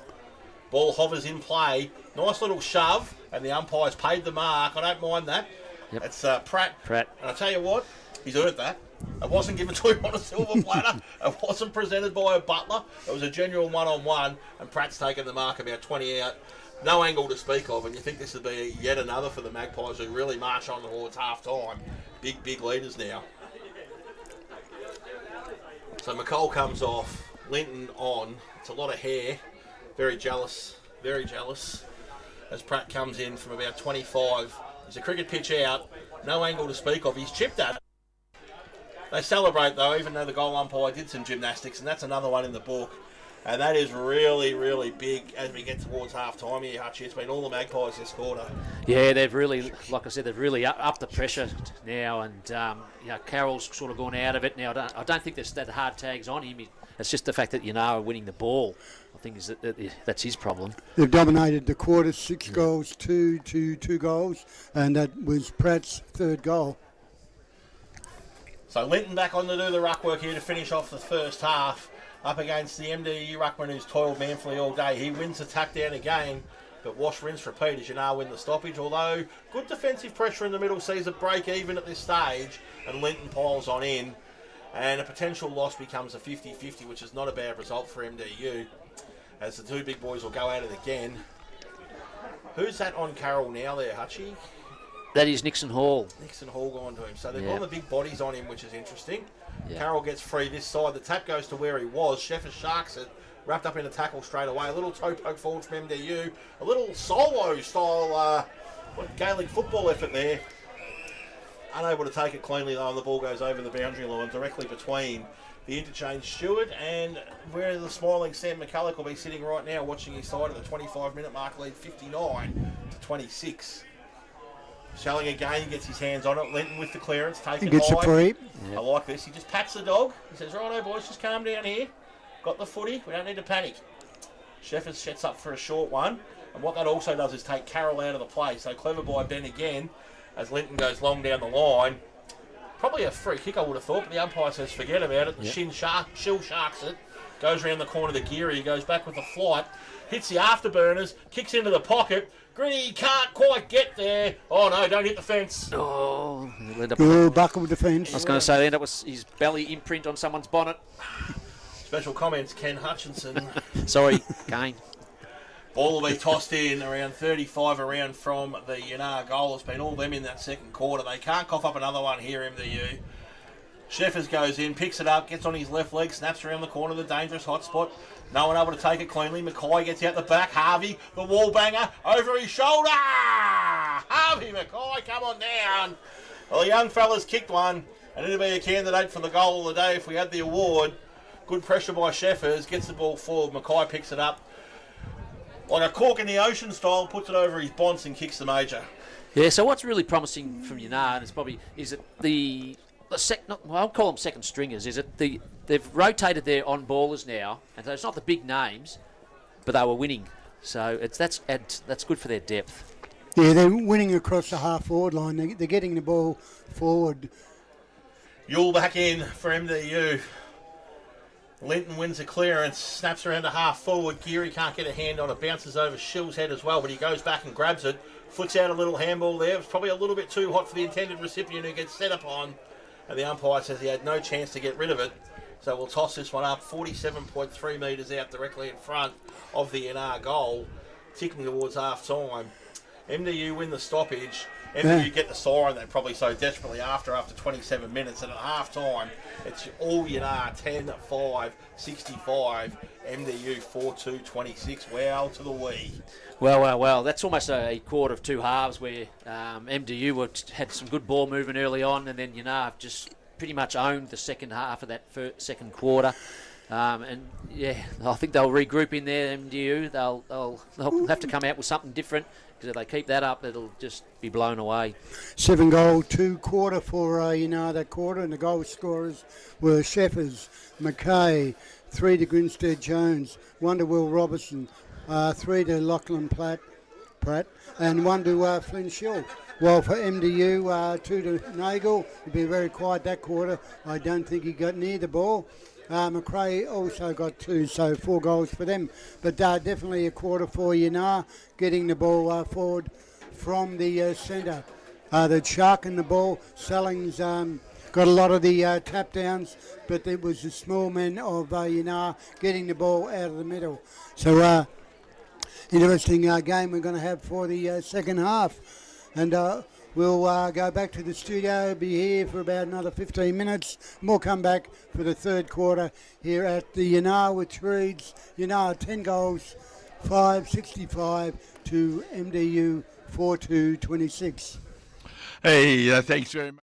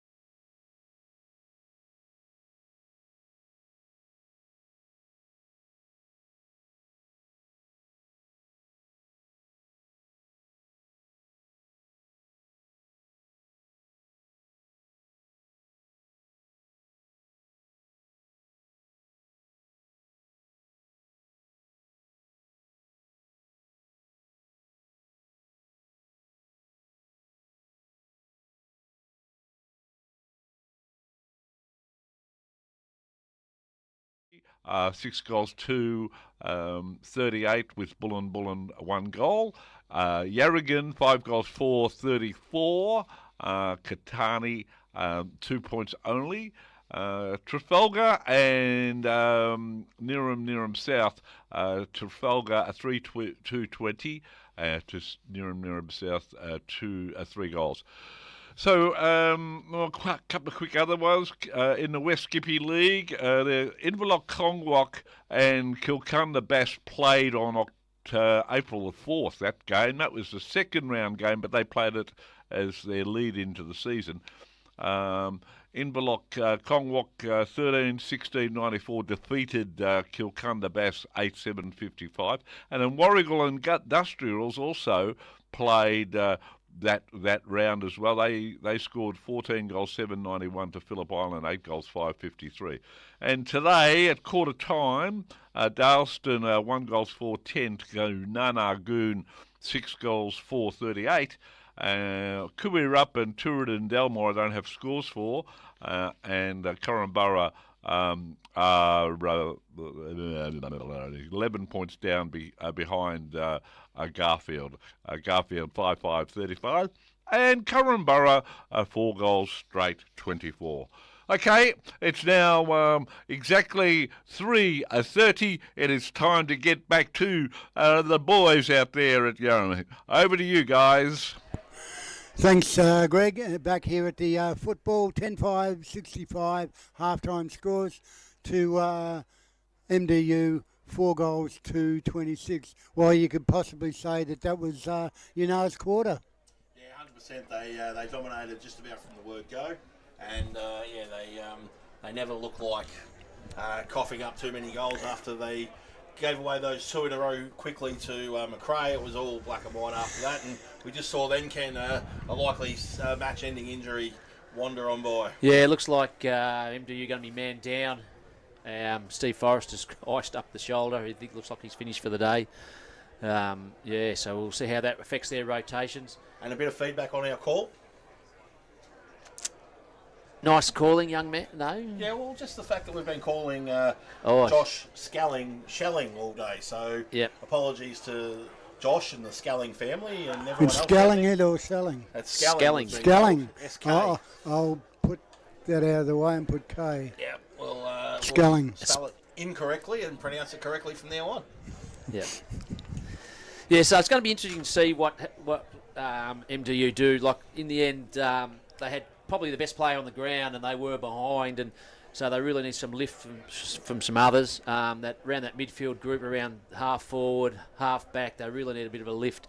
Otherwise, those guys are just going to work themselves into the ground, and I think that's where the difference was pretty much for the second half of that second quarter, is that Yinnar changed up a few rotations, and it didn't affect the way they went. So it'd be interesting. We'll just have to wait and see how they set up as the teams break now from their huddles to commence the third quarter. So what do you do, Hutchie? Do you try something different, or do you go back to what you think's your best side and see if that's good enough in the second half? Because you've got to try and find a way to make up 6 goals and or not cough up another 6-goal quarter. Well, that's right. I mean, you still need, obviously, got to use Zach Carroll, and you still got to use your best players. But it's more asking from for a lift from the rest of them. The best players were playing well. Yeah.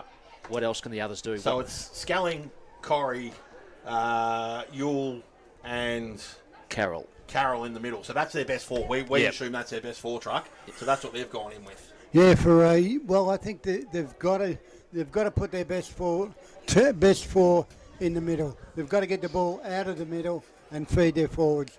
It's no good if you got your best men in the back at the moment. They've got to get the ball forward. They've got to get score on the board. And that's the important thing for MDU at this stage. And our man here right in front of us, Ken, he won't be able to dodge us today. Benny Skinner's come across to this wing as Truck gives you all the happenings to start the third quarter. As we go up, Skelling gets the tap down.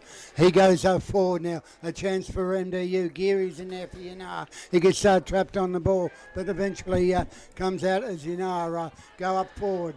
Up where nearly a mark taken there in defence for MDU. They can't get the ball out. A throw in the air.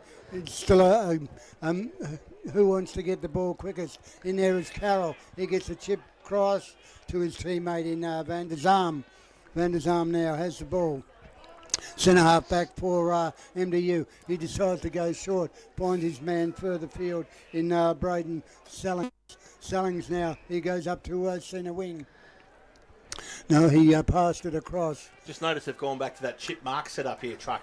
Maybe that's an instruction at half time to go back to what served them so well. So Nevin with the ball, he goes up to the centre of the ground where a good mark has been taken in the pivot. It looks like couldn't pick up that player, but Yinnar now in defence, getting the ball out across to the broadcast side of the ground. Two Magpies there. They swoop on the ball, eventually get the kick, quick pass, and the chance there for the Yinnar side through pass. He goes in the centre. They're playing around with the ball a little bit, Yinnar. They're not getting anywhere, trying to gain distance. In there is Skelling again. He dives on the Yinnar play. Yinnar play down, holding the ball. Yeah, pin for dragging it back in. That's probably a bit of a penalty for the overuse of the footy. And Skelling now has the ball on centre wing. That free kick going against Harry McCall. So Skelling now looking for a target. Goes short, finds Stewart. Stewart reels and goes long. Where's Nagel? That's where the kick's gone. The umpire's found a free kick, and over the shoulder, going the way of MDU, which is exactly what they need to get this quarter underway. And I reckon there might have been a little bit of how you going there, Hutchin. Has he dragged him back to the goal line? No, I think he's giving someone in the crowd a bit of a... Kids on the ground. Fence. No. Oh, Kids disaster. at the footy. Kids at the footy. Yeah, worse than kids on a plane. Anyway, we'll have the shot on goal here. And Kerr going out from about 30 out directly in front. I just said before, Hutchie, they've gone back to that short kicking style. I wonder if that's the style they want to go back to, or whether it's just happened by default. You're the special comments man, so I'll get you to keep an eye on that as Kerr comes in from 30, almost straight in front. Side really need this to get him up and about to start the third quarter, and he delivers when it matters, and that gives them that little bit of sustenance scoreboard and a little bit of belief as we head into a third quarter where Yinnar still lead quite comfortably. 3 minutes played. Yeah, and if they don't go back to that style of footy, that's where they probably come unstuck in that second half of the second quarter. Is that Yinnar will just out pressure you if you go contested. So they've got to maintain possession and chip your way through it, and then go long to a leading forward. And it would be interesting to see if that's where they stay. They started well with using that method, and hopefully so far it's set up the first goal. So Linton versus Link. Linton gets it at ground level again. Stacks on the mill. And the umpire will toss it up. And just while we've got a quick break, we called for Skinner to get involved. Not only did he get involved, I've seen him play about 150 games of footy. He had a right foot kick.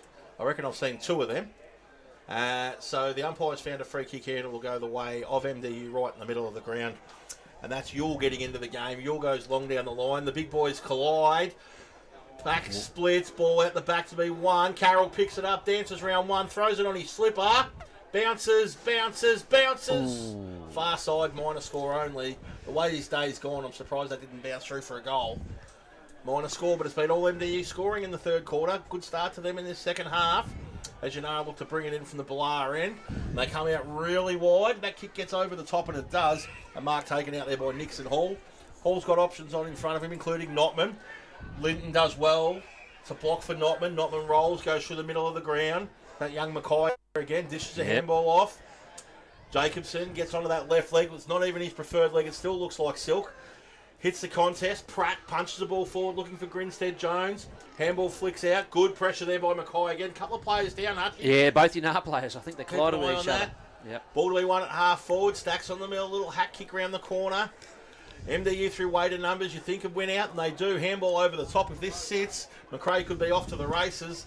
It doesn't, so he comes back through the hands into congestion, and now it's just Crone lobbing the ball in the forward half, hoping for the best. And there's the mop. Expecting the worst, but it's gone straight down the throat of Walsh, and Walsh has been outstanding for Yinnar.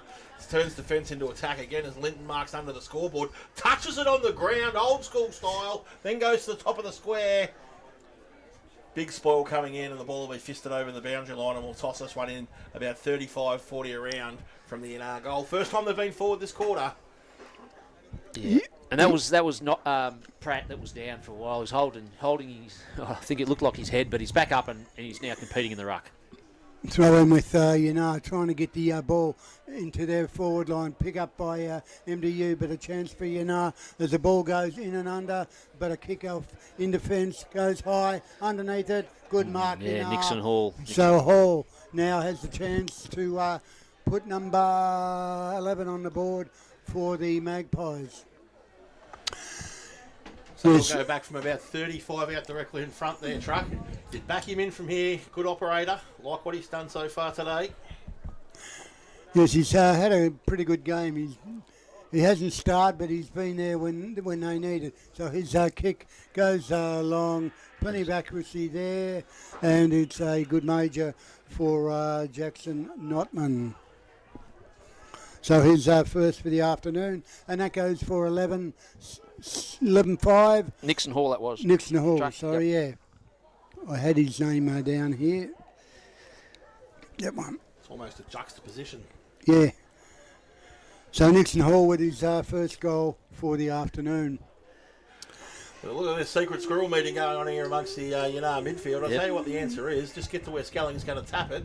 And you know who's done that better than anyone this quarter? Is the other ruckman, Bobby Linton. So the ball goes up. Sculling gets his hand on it. Ball hits the deck. Sculling goes in. Linton grabs him. And the umpire says, rightio, boys, let's do that again. We'll do it again. 7 minutes played. 71 plays, 33. All Yinnar in that second quarter. 1 goal each of 2 in the third term. Sculling wins the tap down again. Goes to Carroll. Carroll flicks it behind his own back, Harlem Globetrotter style. Can't pick up the loose footy, though. They come back through the hands into the middle. And it's going to be picked up there by Cooper Quaife. And he goes wide through the hands. And the umpire will come in and toss this one in the air. So the umpire will rock on in. And he says, I'm going to toss it up. Linton looks around and goes, you're not who I usually ruck against. Who are you? That's Kerr, isn't it? It is. And he wins the tap down. They go backwards to go forwards again, MDU. And now they go forwards to go backwards. And the big ruckman sells a bit of candy. Dishes off the handball. They get the ball in the forward 50. Who's in front? Walsh is in front, but the ball gets out the back. But it's all right. Safety in numbers down there. And Yinnar will settle things down. A little push in the back there. The umpires play on. A high handball puts his team there, Will Robertson, under all sorts of pressure. And the umpire says, holding the footy, free kick will go MDU's way. As Sculling makes his way to the boundary. And MDU have the footy. 50 metres. And a 50-metre penalty to go with it. This is big. This goes from being 75 out to 25 out. It goes from being a 50-50 chance on a shot on goal to an absolute shot on goal. And I reckon that smiling Sam we spoke about in the second quarter might just about have the tray bits on with that lack of discipline, Archie. Yeah, well, and it's also a big 50 too. So, and I couldn't pick why it was for, because it was the out of field umpire that picked it. So I don't know what it was for. Nonetheless, kick on its way. Registers a major. We'll grab the number. Did you grab the number there, Hutchie? Wait for him to turn around. I think it was 12. Don't take your eye off him. But nonetheless, it's an all-important second goal for this quarter for MDU. Who've come out, played a different style of footy than they did in that second quarter and got a couple of scores on the board early, just to put a little bit of hope into their lineup. That's that him going back onto the wing? Yeah, he's only a small player. Yeah. Far side winger. Rightio. I You thought call it the was. footy and I'll just watch him until he turns around. So waiting for the throw up in the middle. Maxwell throws high, but Linton gets the tap down for Yinnar. Ball goes into the scrum, picked up by Carroll. He gets tackled. Yinnar now in the ascendancy as the ball goes forward for MDU, and you'll have to take over. But I can't see the ball. Just comes storming in and paid a free kick to go to Vandermeer, one of the Yinnar captains. He gets told to play on just because he stood there. And the umpire says he can't shut him down after he's had his kick. Free kick down the field, and that'll go to Notman. Notman burns it by foot, kicks it to a dangerous spot. Down there to pick it up is Harry McCall. McCall goes wide, mark taken, off to the races. Clancy Mills looks up, goes, I thought he was going to go over the head of Robertson and hit Pratt, but he found Robertson instead. Robbo reels, he's 48 out. I reckon he's pretending that he's going to pass. But he won't. And I don't think he wants to. And we found the goalkeeper was young Cooper Quaife for MDU, and Robbo now. All eyes on him, just how the big fella likes it, whether it's a cricket pitch, the footy field, 45-degree angle. In he comes from about 48, gives it everything. Kick on its way. Big boys fly. Everyone forgets you can stay down as well. And MDU just settle the ball through Carroll. And he chips out and finds a teammate because that's just what he does. He's got to be a chance for the league medal if he played like this last week. He'd probably get voted in a losing side today. And MDU, another little short pass here. Mark inside defensive 50 by Walsh. He's got Corrie charging at him. Ignores that. Goes as long as his little legal carry. And all I can see there was 2 Yinnar blokes. Yeah, and Cole chips in. Exactly. Exactly what their winger out this side did. Throw his hands in the air and say, what are you doing? As they turn it up. Ball goes in. Notman can't take the chesty. Pressure on. Pushed his own teammate out of the way as well, trying to get that ball. That was beautifully delivered by Benny Skinner. And he just hit his chest and bounced off. Old rubber guts. So just inside the forward 50 here. Ball goes up. Down to Sheffers. On his right leg. Snaps on goal. Grinstead Jones one-on-one. Ball's on the ground. It's a foot race. I'll back the other guy. I don't care who he is. I'll back the other guy and the other guy wins. And he kicks the footy out there towards the boundary line. And luck's a fortune as it crashes into the Young sign. At least if he didn't sign, Young, he can replace it pretty cheaply, you would suspect. And we'll toss this one in about 75 around from the Yinnar goal. Nearly 12 minutes played. It's 71 plays 39. All the home side since quarter time. Truck, over to you. Throw in as the both teams go. Linton tries to grab the ball for Yinnar. Kick off the ground though. In there is Carroll. Geary's in there as well. But the umpire will come in and ball it up once again. In the shadow of the scoreboard as wait for Sean Maxwell to throw the ball in the air. Does so. Plays into it. Good knockout for the MDU side. Get Over the the free shoulder. kick. Over the And shoulder. that'll be in the ruck. Patrick Kerr. Kerr now with the kick half-back line for MDU. Carroll's running around looking for the hand pass, but Kerr decides to kick a 50-metre shot. But only to another the intercept player. mark. And, well, that's another turnover Blake Vandermeer. for the MDU team. Blake Vandermeer. Yeah. They're turning the ball over too much. They're going from centre to forward and losing control. Good play there by Yinnar. Bring the ball up to the forward line. Who's in there? You run on the ball. Kick off the ground, wanted by Grinstead Jones. No, but good defensive play. Nearly a goal, but kick off the ground. Forced through for a behind for Yinnar. Their second score for the quarter, they're 117 for the term, but they go to a handy lead of 11 goals, 6. So we'll see if they go short here again, MDU. They do. Sheffers gets there, brings the ball to ground in the forward 50. Little handball there from Skinner, can't find a teammate initially. He goes back in and has a second crack. MDU win it, but they can't take clear possession. And they just hack the ball off the ground, hoping for the best. And it goes up there towards Tom Robertson. Robertson puts his head over the footy, taps it out towards Linton, wins a free kick. No, gives a free kick away. I'm thinking that's contact below the knees. Contact below the knee. And You see 50. that about once a millennium. And Another 50 50. for... And another 50. That'll be a verbal. Well, Larry will not be No. happy. He won't be as happy as Larry. So Carroll has the free kick. He went from half back to half forward. That's 2 for the And quarter. goes short.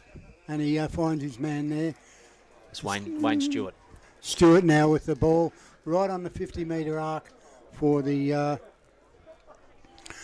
MDU side. You're allowed to trust a man with 2 first names? Well, I was actually thinking that. There's a few out there. Even the umpire, Sean Maxwell's got 2 first names.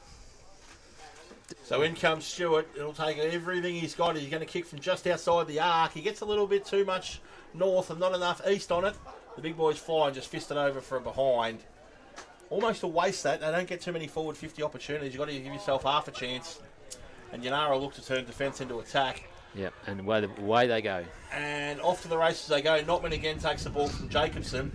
3-4 options ahead of him, including just a additional little handball off. He does. Sculling comes in and closes the space down.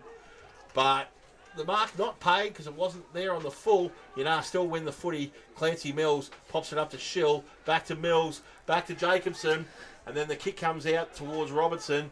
He was facing the wrong way when the ball got put to boot. Didn't know where it had went. And it goes over the boundary line right in front of where the umpire's steward would sit.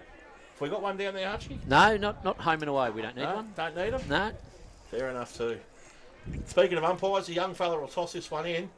I tell you what, he'll buy a lot of Pokemon cards with his pay today.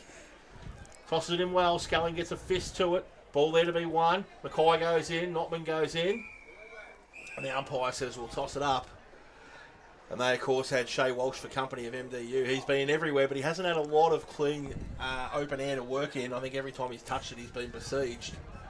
So Skelling again against Linton. Skelling wins the tap down. Notman gets his hands on it. Unable to take it cleanly. Skelling goes in again. Finds Walsh. No space to work in, but he finds it where it is, and he flicks it off to a teammate there in Connor Crone. Crone's kick into the forward 50. Can't find a teammate. Yinnar will again surge from the half-back line. Under pressure, Vandermeer puts it up and down the chimney. Skinner sits underneath it and takes a nice little chest eater's pudge. And he'll push back and get on that left leg. A little kick up in the air. Walsh. Harry McCall now to Walsh. It's one of them in white boots from Maul. Walsh comes in. He doesn't waste it. He hits Robbo lace out. Robbo rolls. He rocks. Go for home, Robbo. He doesn't. He passes. And the mark's not taken there. There's a stoppage about 25 out. MDU through weighted numbers will win out. It's not clean ball, but it's good enough. And they take a defensive relieving mark before they come out to the half-back flank here. Mark taken. They come back through the middle. Walsh finally gets a little bit of space. Walsh takes a mark on true centre wing. Looks for Nagel up ahead. Kick goes in the direction of him. Pushed underneath it. It's Carroll. Carroll with a smart little kick around the corner. Can't quite find a teammate who overruns it. Nagel had run back to the goal square, and he left 2 Yinnar defenders there alone, and Blake Vandermeer takes advantage. Finds Chapman. Chapman comes wider again and finds McCall. And McCall takes a mark. As much as he fought every urge in his body then to play on, I think he did the right thing, Hutchie, by just settling down. Chips the ball further afield and finds Chapman right in front of the MDU coach's box.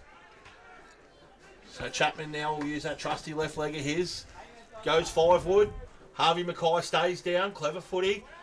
Comes in, lays a big tackle there to Ty Grenwick. Ball gets out the back to Mackay. The young fellas are doing well here. Young Mackay, young Ty, hard at it. Head over the footy. You got to like that in the kids. Notman wins it. Pops a handball back into the midfield. Shill comes in. Sling tackle. And the umpire's found a sling tackle will go to Notman. And he's a kick and a half from home. You think this is just going wherever Pratt is. Kick it to Pratty. He goes down to where Robertson and Pratt are. The big boys fly. Robbo gets one hand, two hand. Can't do it at ground level. Jacobson. Flicks a little handball off there to a teammate. The dribble kick goes in from Jacobson, but it goes far side. Minor score only. Thankfully, we can take a breath now, Archie, as they kick a score, and they move on to 72 versus MDU's 39. Nearly 18 minutes played. As MDU bring the ball in onto the half-back line, quickly kicking. Well, he doesn't kick. He kicks with his hand. Made it a handball. Back 1-on-2. As MDU now bring the ball from the centre wing up to Skelling in the centre. Skelling now has control. Quick hand pass. They're moving the ball well. A good mark quickly by Nagel. Nagel too far out to score. He goes inboard and finds Carroll. Carroll at half forward. Good passage of play there by the MDU side. Didn't give Yinnar any chance. Carroll, short pass, and finds his teammate in Nick Nagel. So it was Nagel to Carroll, now back to Nagel. So Nagel now has a chance to maybe put number 7 on the board. He's already got today, a bit short of what he got last week. I think 5 last week. 5, yeah. So Nagel now has the ball about 35 out from the MDU goal. MDU kicking towards the southern end. Lines up, shanked it, did he? No, straight over the goal umpire's head. So it's been a more productive quarter for MDU. This one, they've scored 3 goals 2 to 1 goal 2. So clawed back a little bit, but not really enough at the moment to worry too much about Yinnar. Yinnar 11-6 plays 7 goals 8. So Zach 7-4. Zach Carroll's gone forward now, which has really opened up their forward line a little bit. So back in the middle we go. Linton versus Skelling, as it's been most of the day. Skelling getting his hand to it first, but Linton's been fantastic around the ground. Probably call that one a 0-0 draw. Skelling goes back and gets it. Lovely little tap on there. Finds Shea. Shea goes into the forward line. That is how you draw it up. You get your pens and your papers out. You get your magnets out. You draw up a play and says, do that. And they'll go back and kick the goal. And if they can do that a few more times, they'll get themselves back in the contest.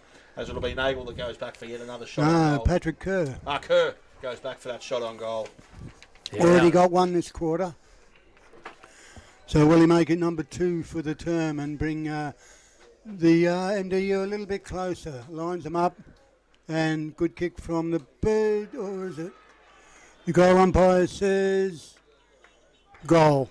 So 4 goals this term for MDU, and second one there for Kerr. So Well, that's back within 21 points now, Jeep.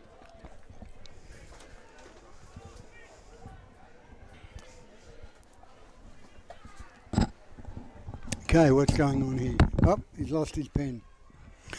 Anyway, the boys are back in the centre, so 4 goals to this term. We've been 21 minutes here in the third term, with Yinnar still leading 11 goals, 5 to 8 goals for. So Skelling goes up again, gets tapped down clearly this time. Shea on the drive-by, picks it up, flicks a little handball out there, but he's wrapped up in a tackle before he's able to get it free, and we'll have a secondary stoppage. I think just want to take the oxygen out of the game here a bit, Hutchie. I think so. Defensive sweeper here. Yeah, it's almost as if they're taking their foot off the accelerator a little bit. Skelling does win it down. Yule. And there you go forward again. Ball sits up there for Stewart. He can't quite pick it up cleanly. Flicks a little kick along the ground. It'll be Yinnar down there through numbers, and Shill picks it up, and they go through the hands. And now they've got the outlet kick here to... Dean Linton that was, I can see. Yep. And he goes via the hands of Vandermeer to Geary. Geary's wrapped up in a tackle. And the umpire says throw. And the free kick will go the way there Lacey. of Lacey. He kicks into the dead pocket. I'm not sure I'd be too happy with that kick if I was a coach, but nonetheless they maintain possession. Leeds come at him, but it's going to have to just be a bomb, and it is a big bomb. Nagel gets out there underneath it. Ball hits the deck. Boundary line wins the argument. We'll toss it in around 20 around from the MDU goal. Late one here, it makes things interesting. Yeah, well, they're getting closer.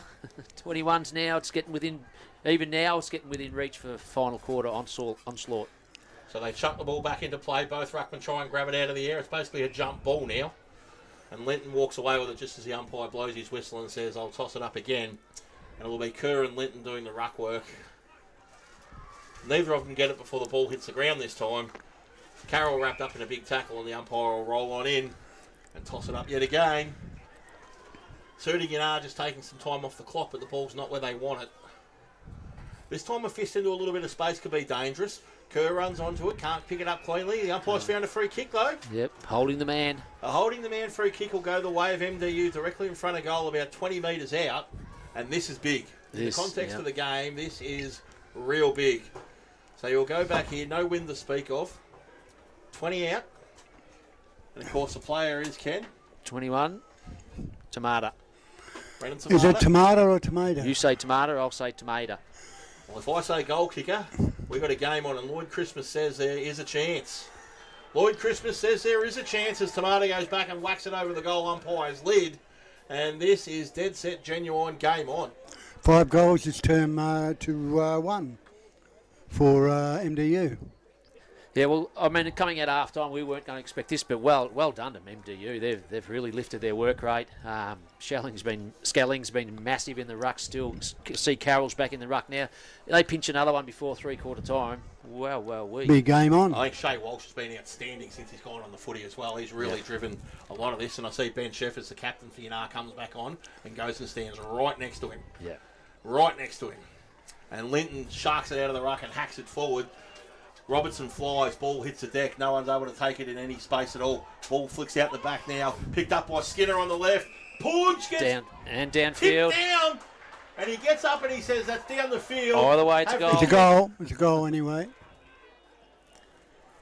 The umpire's confirmed if it's gone through, which it has. Yep. That's Ben Skinner's first goal, is it, Hutchie? Or Yeah. did someone out there pick it up? First goal. Did someone down there pick it up, Hutchie? Not sure whether Will Robertson did or not. So, quick reply there through... Must have been. I wasn't watching. I was watching the umpire signal to see whether it was for downfield, and it was.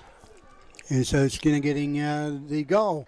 Very quick. There was 18 seconds from the ball up. So Sculling in the centre. He gets the tap down again. MDU need to get it out of the middle. They need the clearances to get it up forward.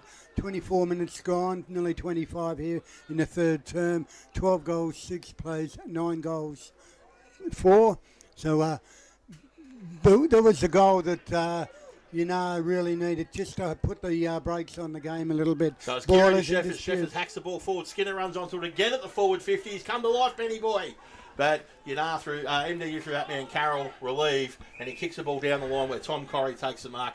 Corrie rolls, reels, finds a teammate forward of the footy. McRae being good, he gives the handball back to Corrie. 2 1-on-1s in front of the footy. MDU there represented by the big boy Nagel. He stands back and watches it. Now looks for the handball out the back from DeCluver. Not forthcoming initially. MDU still have it in their possession but can't get a clear shot on goal. Corrie picks it up, wrapped up in a tackle. Geary now for Yinnar Sharks it. Relieving handball there, can't quite find a teammate in space, but Stacks on the mill will suit the black and whites, and the umpire will come in and toss it into the air and ball this one up. About 45-50 out from the MDU goal. We've gone nearly 26. A late one here for the Demons would be outstanding for them and outstanding for the game. Mick Geary says, not on my watch, however. Flicks a handball out into space, and then the kick just gets crunched down the line towards Robbo. The big boy flies as the siren sounds, and that ends the scoring after 26 minutes in the third quarter. And what a fantastic third quarter of Mid-Gippsland footy it was. And we see Yinnar leading 78 to 57. 57? Yep. Gee, my eyes aren't that bad. I reckon I would have said 73 to 61. But there you have it, 78 to 57. Yinnar late goal there gives them that little bit of breathing space on the scoreboard at three-quarter time. Just looking at the goal scoring, 5 goals to MDU scored that term, so a good effort. Yinnar scored 2, late one about 40 seconds ago. Just put the brakes on there, but goal scorers for MDU that term, Patrick Kerr 2, Nick Nagel 1, and Brendan Tomato 1.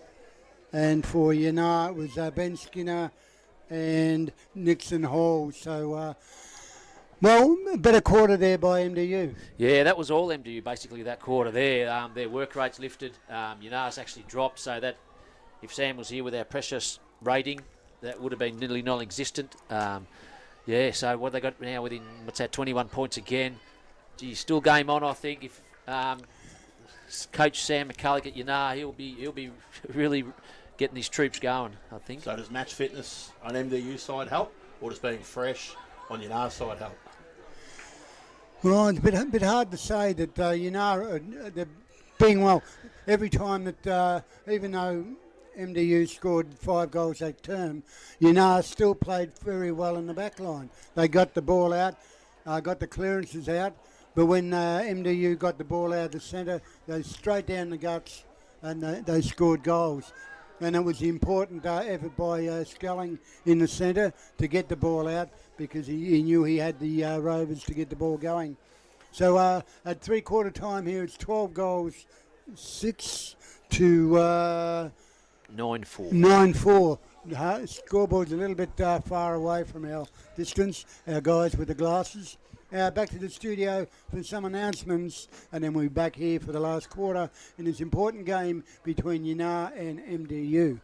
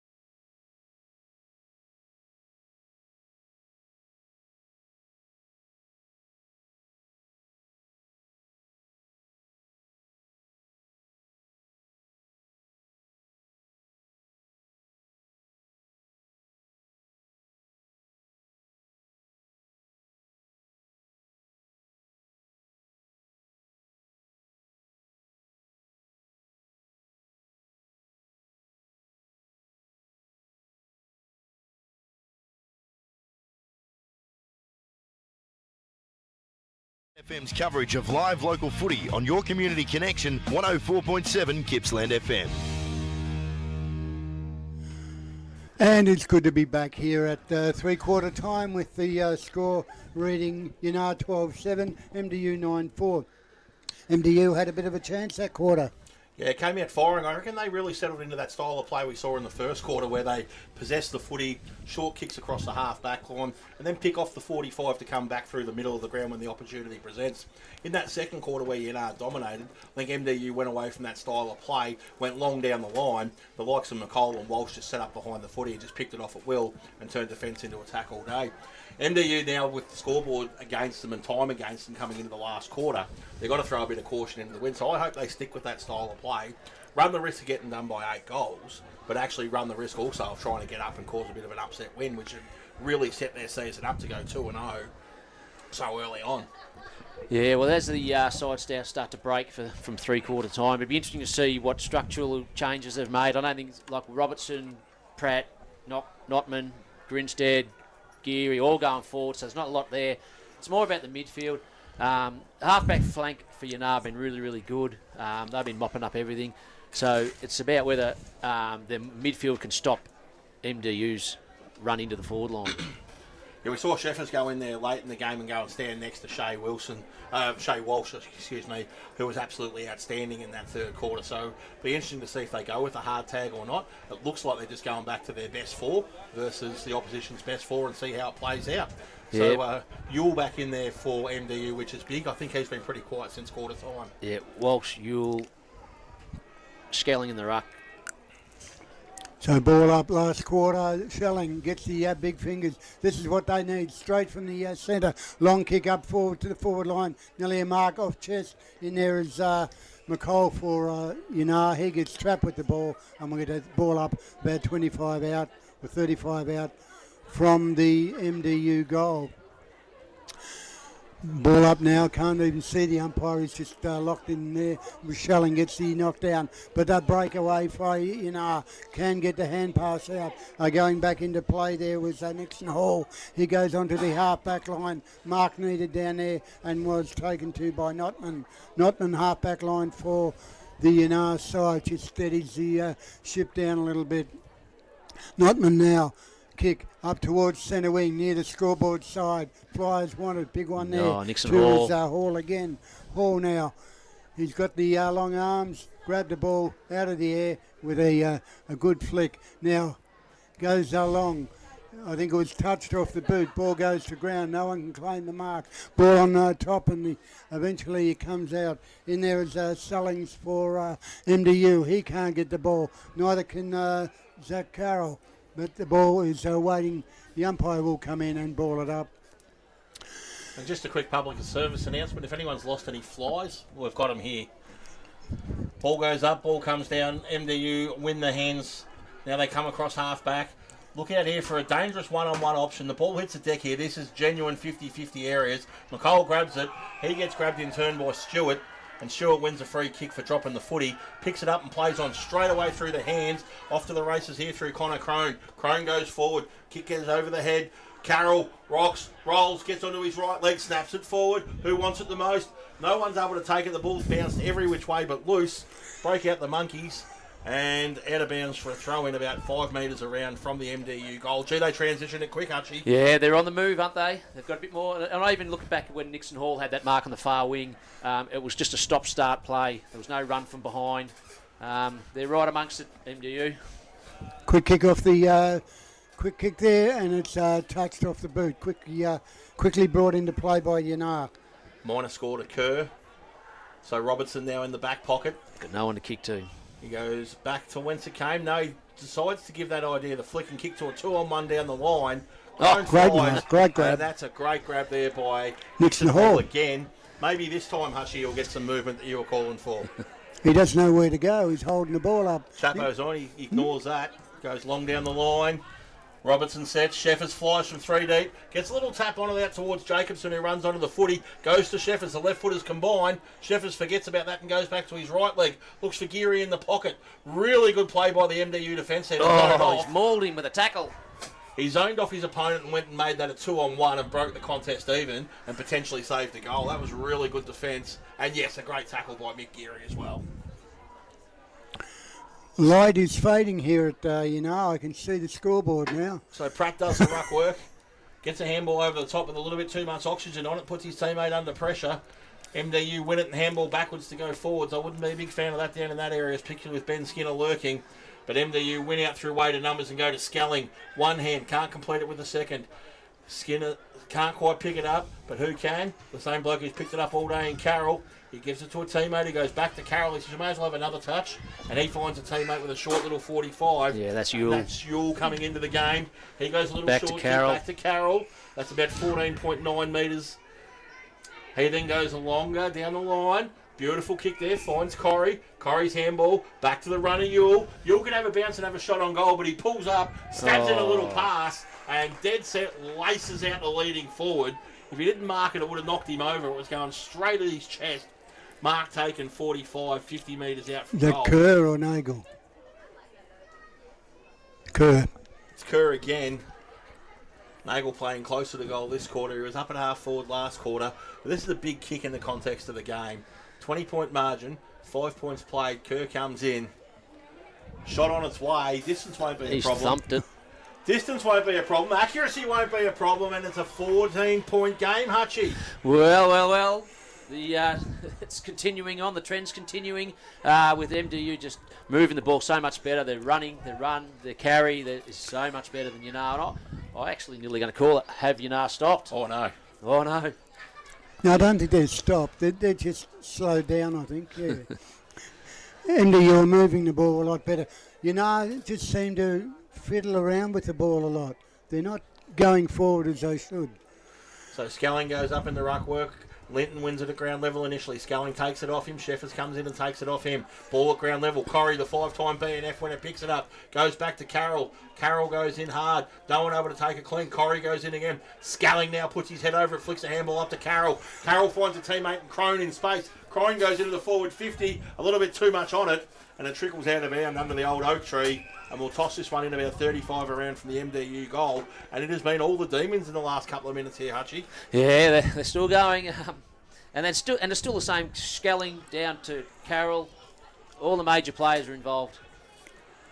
So the ball gets out the back of the contest here. Huge hit. Two players going flat out at the footy, and the umpire says free kick. To Ty Grenwick high. Okay, that's what the umpire saw. I guess that's what the umpire saw. And Ty will take his kick and just take a little bit of time to steady the ship. Floats it into the middle of the ground. Strong mark taken there by DeViglio. He plays on and goes laterally. Finds a teammate out there in plenty of space. This is our man. That's Walsh again. So just pencil this one in as a Yinnar mark somewhere 30 metres up the field. Oh, yeah, I've butchered that, haven't I? No, he's got it through there to Geary. Geary wins the contest at ground level. 50-50s at the best then. And the umpire just watches on, swallowed the whistle for a second there, and that's high contact. And the umpire says, yeah, I agree with you that time. And MDU will take the free kick on the far side of the ground.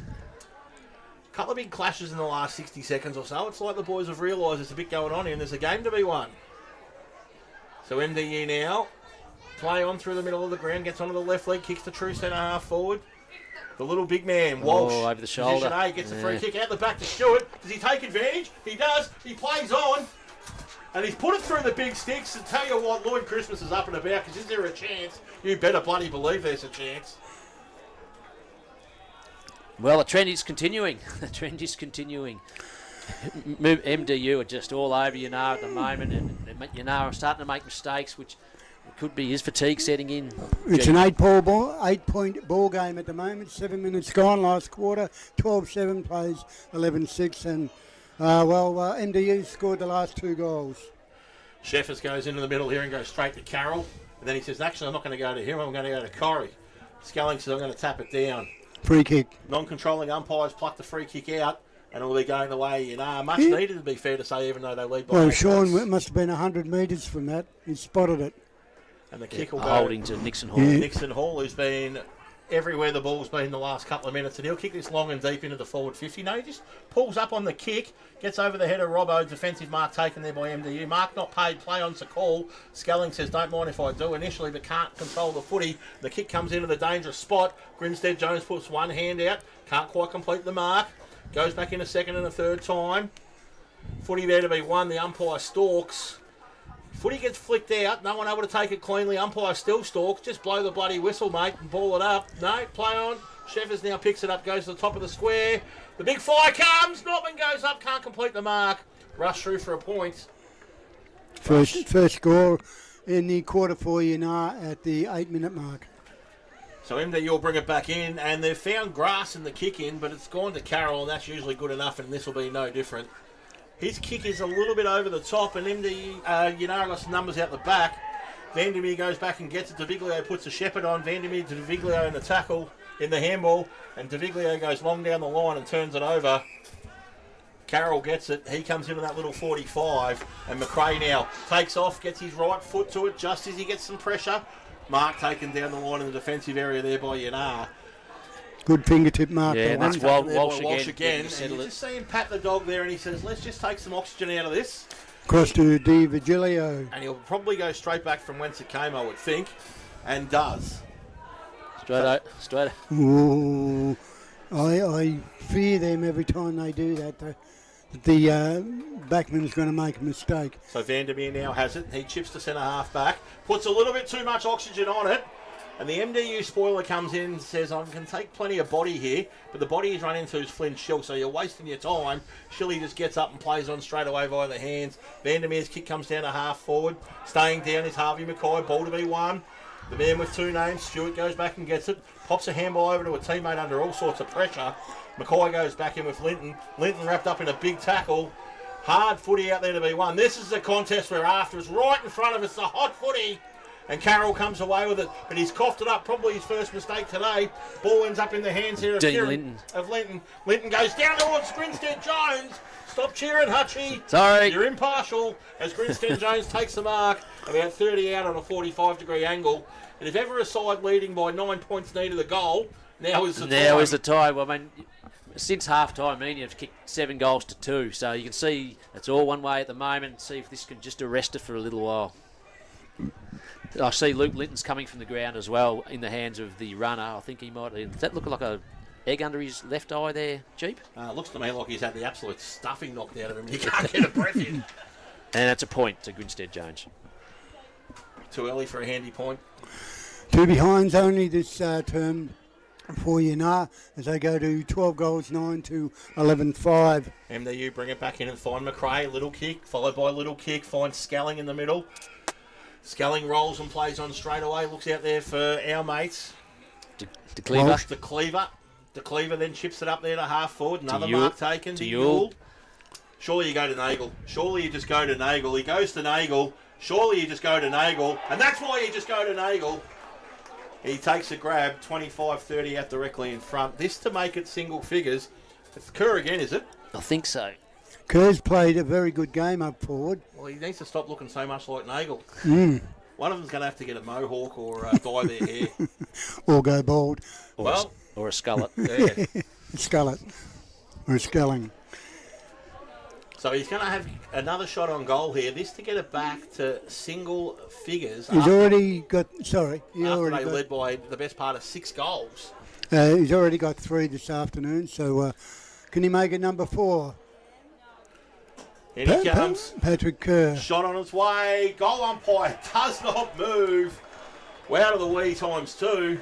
They're back within 4 points, 12 minutes played. I tell you what, if you're nearby, you jump in the car, Hutch, and if you're not, you'd leave the radio on 104.7 because we have a grandstand finish coming up right here. That's Patrick Kerr's 4th goal for the afternoon to this quarter. Yeah, the speed of ball movement now has really increased, and MDU are just all over Yinnar at the moment. Do you think Yinnar are tired, or they've just been overrun by a better side? Well, I'm just looking at a lot of hands on hips at the moment, so I think fatigue is starting to set in. I see they put Walsh into the middle. Walsh has been their best player nearly all day. He's in the middle with Nixon Hall. Schelling doesn't get the ball. Hall gets the ball down. Yep. Schelling dives in underneath. Can't get it out, though. In there is Carroll. He gets a hand pass quickly as MDU get the ball forward. In comes Nagel for the ball. Tapped on into the pocket. A chance for the Demons. They can't get the ball, and the ball goes out of play. Right in front of the entrance here at the Yinnar ground. Yinnar leading 12-9 to 12 goals, 6. A 3-point ball game here at Yinnar with 12 minutes gone in this last quarter. Linton going off men's. Robertson's had to go into the ruck as well, which unsettles that back 6. So free kick to Yinnar. A big loss there. They get the free kick in the back pocket, and they just need to calm things down big time here. And Schill, plenty of senior experience for a 19-year-old kid. He just says the safest option is to go out there to where the ruckmen are, but he doesn't quite get enough leg on it. And Zach Carroll intercepts and takes a mark, and he's lining up for kick number 384. He's dead set, had that much of the footy, it's not funny, and he doesn't miss. He goes up there and finds McRae. McRae goes long, bang, he bang, goes bang, big bang. and long, and minor score. And minor score only. And they now get within just a couple of points. 3 points, 12-9 to 12-6. Bring it in and find Jacobson in the back pocket. He's got a lead coming at him. Ignores that, just kills a bit of time. Lets the big boys set up down the line, and that's where the kick goes. Robinson and Skelling. Skelling gets the front spot. Ball falls out the back. Really good play there by Will Robinson. Gets a leg around the corner. Ball out in front of Linton. Foot race on here. The 16s go at it. One of the 16s wins, but it's the MDU 16 that wins. And fair dinkum. Is there 4 of him? There's 4 of him out there because Carroll gets it, and he finds McRae, which they've done about 100 times today. So McRae will go long down the line to Kerr or Nagel or both, and I couldn't tell you the difference anyway. No mark taken. Ball at ground level. Where's Shea? Where's Shea? Because I reckon he's a dangerous Goal! Snap round the corner. Goal. Bounced through score. for a minor score. Well, that was Brendan Tomato, would have been his 3rd, and that really would have livened things up if they hit the front. So we're nearly 15 minutes in. Only a couple of points in it now. Stop to a walk. And even bringing the ball back into play now, they're taking all the time in the world.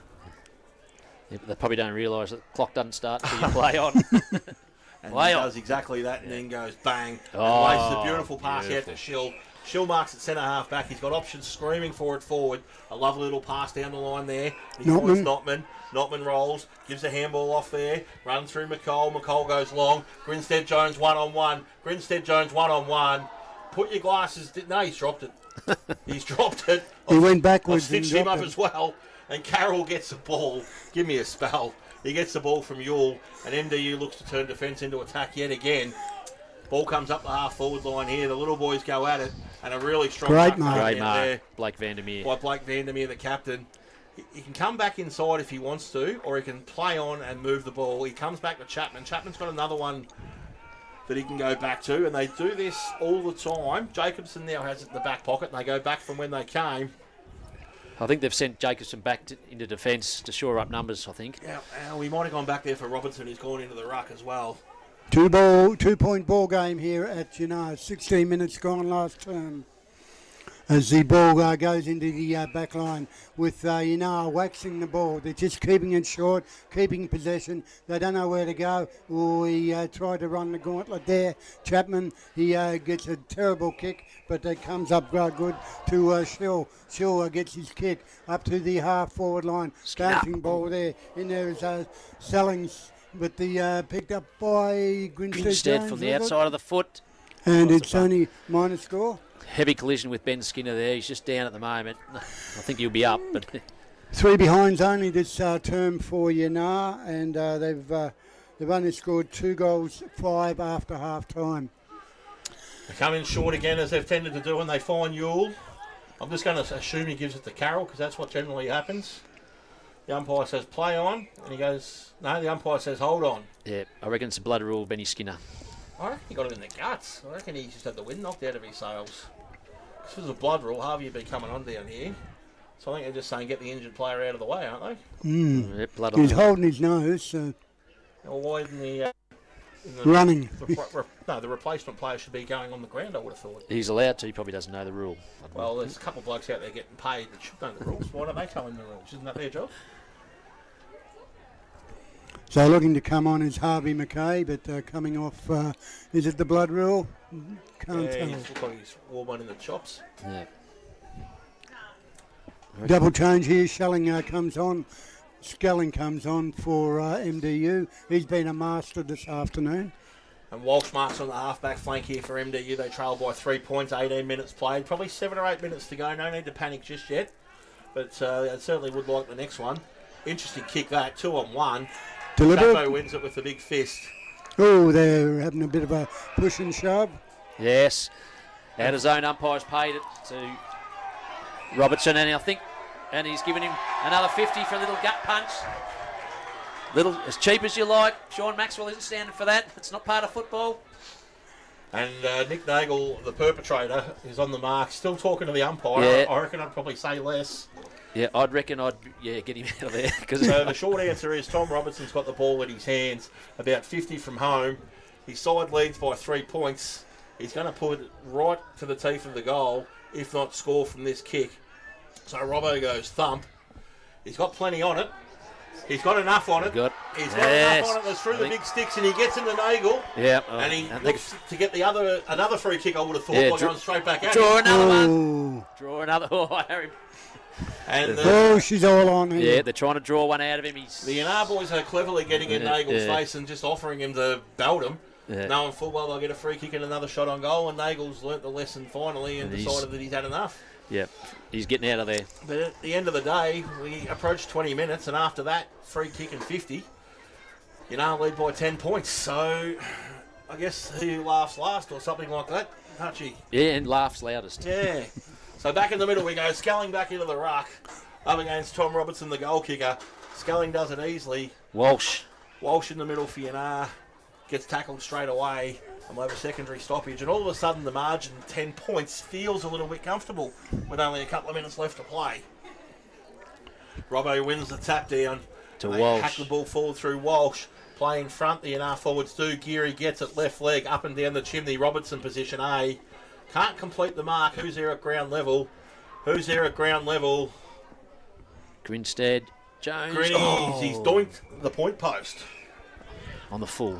So he's doinked the point post out in the full, and MDU need to play on and just go now instead of kicking it deep into the pocket, which he's done. And is it out in the full? I don't know. It's not out in the full, it's a full brother. For John Sculling at home, Gary Bullen is in the way. I cannot see. So we'll have a ball in. They didn't need to kick it that deep and that wide. They need to score. And they were doing that with little kicks out of the back line, and they've gone away from that again. And Walsh. win the stoppage through Walsh back to Sheffers. Sheffers' kick not great, but gains territory. Mark taken down there by the kid in the lead, Sellings, Braden. And he hands it off to Carroll. And Carroll's kick goes to a dangerous area, but that's exactly what they need to do. And he hits the target, and now Yule runs onto it. Yule goes long down the line. The full forward leads out. Great defensive work down there. What a closing speed by Harry McCull. Nagel ran straight over the top of the footy. I reckon he was more interested in taking bodies than taking ball. Jacobson wins it, goes back to McColl. McColl's handball finds grass, and then finds a teammate, and it ends up in the hands of Flynn Schiller, who gets his head taken off. And the umpire says, I saw it. You can have the free kick, and he gets up and goes to Jacobson, and gets tripped. I reckon that's a pretty handy trip because he was away. He was. It's a comedy of errors Wayne here. Stewart, well done, Wayne Stewart. And Jacobson now goes laterally to Chapman, and Chapman will just sit on this until someone comes at him. And then he chips into space down the line to Robertson. Sculling gets enough of it but can't break the mark. And Robertson gets up, comes inboard, finds Sheffers. He'll go back like he's going to have a shot from 80, and he can kick it 35 at best. Take his 30 seconds and then short pass it. And he's saying, come at me. And they say, we know you can only kick over a jam jar, young fella. And he puts it up to the hot spot. The big boys fly. No one's able to take the mark. Ball to be won at ground level. Geary's there. Carroll's there. MDU win it. And it's Yule again. He's really come back into the game since half-time. Yule, he's been outstanding. The ball goes out towards the boundary. There's one out there by Walsh. Also been outstanding since half-time. Playing on Walsh. Comes back into Selling. Ball is still alive for MDU on the far side. They just need a clean possession and a kick. And they're not going to get it. Win out, and it ends up in the hands of Harvey Mackay. Calls a cucumber. The kid bangs down the line to a smart spot. And the umpire found a free kick for holding on. For holding, yeah, Jackson Notman. So Notman will take not only the kick, he'll take as much time as he's permitted. And as we tick over the 22.5 minute mark with Yinnar leading by 10 points, this could just about kill the contest. He's gone back. Jeep, that's a run up. I reckon I could bowl 4 overs off the number of steps he's about to take here for one run up at goal. Yeah. So he's going to kick from just inside 50. He's currently just paid to get back in the venue at the gate. He's gone past the ranch. He gets inside 50 and then mungs it to the top of the square. Skelling goes down there and takes a clunk in both Dukes and looks to hit the ground running. And he says, where are my runners? Oh, look, Carroll. Carroll gets it. And he goes down the line, can't find a teammate. Ball at ground level to be one. Shill comes into it, chips the ball down the line. Grinstead Jones takes the mark. They pay that 50. I'm not coming to the footy anymore. If they pay that 50, Hutchie, I'm done. He pushed him as he marked it. So Grinstead Jones, 35, 30 out, up against the boundary line. Same story, clock killer, game killer. So back he goes, takes all the time in the world. On a relative scale for leg ratio with... That's the same distance back. Ben Brown-like. So in he comes, Grinstead Jones. He's been a star all day. His last kick of the day that could be, and it goes through for a minor score. He's kicked badly today. He's got 3 goals, 4. So MD will bring this one back into play. Yeah, Whiteside, but it plays on. Well done. It's a win to Yinnar because they didn't give it to Carroll. So Whiteside kicks to the centre circle, and that's no exaggeration. And the mark's taken by Corrie. Out the back to the runner, Shea. He gets inside 50, and they could go end-to-end inside 7 seconds here. Bounces, skids. Wowee. Game back on as they kick another goal. Yep. Wowee. So young Whiteside decided to play on. Gained his 20-30 metres, kicked it to the centre circle, off the hands, Walsh took on and then skidded one through. Well done. 152 metres in 8 seconds. So if we set the scene here, Truck. 4 points. Couple of points of difference. A goal the difference. Let's just say a goal. A goal either way will probably seal it, you would suspect. We tick over the 25-minute mark as this ball gets tossed into the air. We'd probably expect to play somewhere around 26 and a half. We had the stoppage for when Skinner came off under the blood rule. So we've probably got 90 seconds of footy left this game. It's been all MDU. They trail by 4 points. Ball goes up. Skelling gets his hand to it. Carroll gets the clearance. Pops it out to Sellings. He can't take it cleanly. Stacks on the middle of suit Yinnar. They get a little hack kick forward through Sheffers. Sellings the first one back there. The kid in the lid. Can't take it cleanly initially. Now does. Handball over the top. Sets his teammate a task. Carroll goes in there, finds space where there isn't any. The bloke is a dead set star. They go down the line. Mark not taken. Ball at ground level to be 1. Stacks on the mill. It's a hot contest. Plenty of Yinnar jumpers in there. Kick goes forward, but I think it's going to come back. And it's that man again, Carroll. He might have made his first mistake for the day. Ball at the back. Picked up there by Clancy Mills, who thumps it down the line. Mark taken by MDU, and they can open up the ground through the middle here. Oh, the kick wasn't great. Yeah, Vandermeer, the skipper, he's been outstanding all day. Patting the dog's head again. And the kid in the white boots takes the mark, and he'll just go back as far as he can for as long as he can. And speaking of back, he goes back further. He turns around and kicks it backwards. To Pratt, who's down the back line. So Pratt, who's come on for Will Robinson and just gone to fill a hole in the back half, he goes laterally. Comes out here to Zaviglio. He marks in the back pocket. MDU slowly pressing in. They're going to force a long kick eventually, but they've burnt a fair bit of time as that long kick comes. And it's a horrible front punt. But all the Yinnar boys playing in front. Mark taken down there by Notman. And there's the siren sounds. And Notman just thumps the footy into the air in a sense of celebration and relief. And pulled a hamstring doing it, I think. And in what was an instant classic, as Dwayne Russell would say, in round 2, Yinnar have held on 13-11-89 to a gallant MDU 13-7-85. And that is a side that's conceded 6 goals in a quarter and got back within a kick. These two sides are good. Well, we might go back for a quick break and then come back with a summary of the game.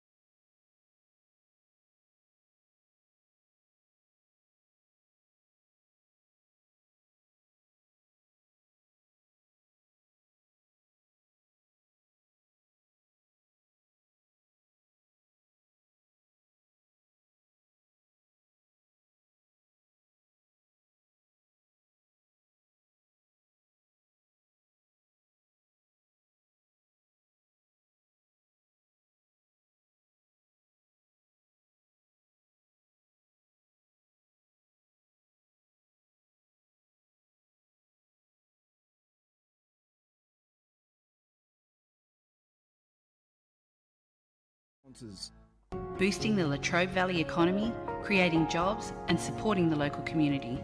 The Wooreen Energy Storage System Project, proud sponsors of Gippsland FM. This is live local footy on your Community Connection 104.7 Gippsland FM. Well, the game is wrapped up here at Yinnar at where the final score is 13-11. Yinnar 13-7 MDU. What a great fight back by MDU, Jeep. Yeah, absolutely outstanding result by them. They could have easily turned it up at half time. They're on away ground against a good side, a side that didn't play footy last week, so they thought would run out the second half stronger than they had every right to come out and just phone it in for a half, and they came out and absolutely, genuinely gave a 105% contest from the moment the third quarter started until the final siren. And in many ways, they're probably stiff not to get there in a couple of balls just bouncing the wrong way late in the game. Equally, would have every right to say that they deserve their win, so take nothing away from either side. But what I think we do know is, at the pointy end of the season when the whips are cracking, we saw Foster and Fish Creek last week, we've seen MDU and Yinnar this week. If there's a better four sides than these getting around, that'd be bloody good to see. Yeah, well, just in summing up too, some of the better performances for today, like Zach Carroll, if we were the umpires, we'd probably be giving him 3 votes for sure. Sam Walsh for Yinnar, like he was great all day. They end up going into the midfield in the last quarter and steadied and shored that up as well. Young fellas like Schill, Clancy Mills, they were great. They burrow in. They're only 19-year-olds, those kids, so they were fantastic all day. The 17-year-old wasn't bad either. Yeah, Harvey McKay come in a bit quiet in the first half, come into it in the second half, just mobility, and I suppose that's what you get with youth. You get run and yeah. So I'll throw a few names at you, Hutchie. You're a Yinnar guy. Just a few guys that have come either back to the club or into the club. Just a couple of words. James Jacobson. Yeah, James Jacobs, pretty silky for the first half, a bit quieter in the second half, but very silky, very composed. I think you don't lose you don't lose much when he's got possession of the ball. Very good user of it and very smart with his decision making. James DeViglio. Yeah, probably a little bit quieter at the back because he did play back a little bit, so he might have had a roll down back that we don't know about. Went into the midfield a little bit. Probably not his greatest game, but he was competitive, very competitive. Lachlan Pratt. Lachlan Pratt started really well, didn't he? He just, a couple of silver service deliveries. I reckon we'll probably find that knock that he got, because I reckon he went from the ground and he ended up, when he came back, he was down back, so just to shore up. So, but anyway, he was pretty good, a focal point to look for. And Ben Skinner? Ben Skinner, yeah, he was all right. So he's a left footer, pretty dominant left footer. Probably it took a while to get into the game, but he competed well, and we'll see whether he's got a fat lip or not. Yeah, I thought he was good. And the two returning guys from Maul, so returning back to their home club in Harry McCall and Sam Walsh. Yep. Thoughts on them? Yeah, well, I'll start with Harry first. Harry was down back most of the day, played a little bit in the ruck, but he's just an athlete, like a big fast bowler. They've now thrown him into the opening batting position. He can just about do anything. It's just raw and good. Sam Walsh probably, if it wasn't for Zach Carroll, Sam Walsh probably would have got the votes today, but he was really, really good. He's composed, and right the way through his whole career, he's always been on the defensive side of all contests and very good user of the footy. I don't think he missed a kick all day, did he? And Truck, we might do the same exercise with yourself and MDU. You and I have seen MDU the same amount of times, which is once. A couple of their players that they've brought in. Jamie Yule, for one, the number 7. Yeah, had a good second half. He was a bit quiet in the first half, but gave him a lot of room around defence and getting the ball out of the centre. I thought he did very well, but the man we really must look at, Zach Carroll. Yeah, I thought he was outstanding. I don't know how many times a player on the losing side gets the 3 votes off the umpires, but I look forward to round 2 league presentation night and just seeing what happens there. Your thoughts on the ruck battle, Truck? Josh Schelling. Yeah, Skelling, as we called him, Shelling. But Skelling, he took the bulk of the ruck work this afternoon, and he won probably 90% of the ruck work. But just around the ground as well, he took the big marks, took the hip, the knockouts, and the throw-ins, and he was helping his smaller players on the ground. And he was instrumental in the big comeback by MDU. And he would, if he didn't get a 3 vote, he would have got a 2 anyway. And the 1-2 punch up in front of the big sticks, I can't tell the difference between them, apparently, Nagel and Kerr. Yeah, well, Nagel was very quiet, although he got 3 goals, so you can't knock that.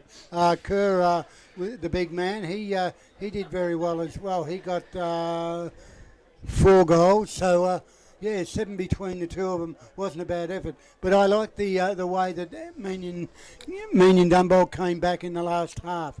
They had nothing to lose, they had plenty to gain, and got within 3 points at one stage. So, they can't be too disappointed about the way they came back. They started badly, but they came back well, and I think the coach would be pretty pleased with the way that they showed up after half time. Well, what would it be, Hutchie? A 55-point turnaround from the last time the two teams played? So it was 58 points in the final? Yeah, 58 in the semi-final last year. I mean, looking at that, the second half use from dominance of Schelling was probably a bit of a turning point. They got hold of the ball out of the contest, out of ruck contests, and used it a heap better in the second half. Just going through the goal scorers here for Yinnar. Ben Sheffers 1, Harvey McKay 1, Ben Skinner 1, Will Robertson 1, Cade Grinstead Jones 3, Lachlan Pratt 3, Nixon Hall 1, Flynn Shill 1.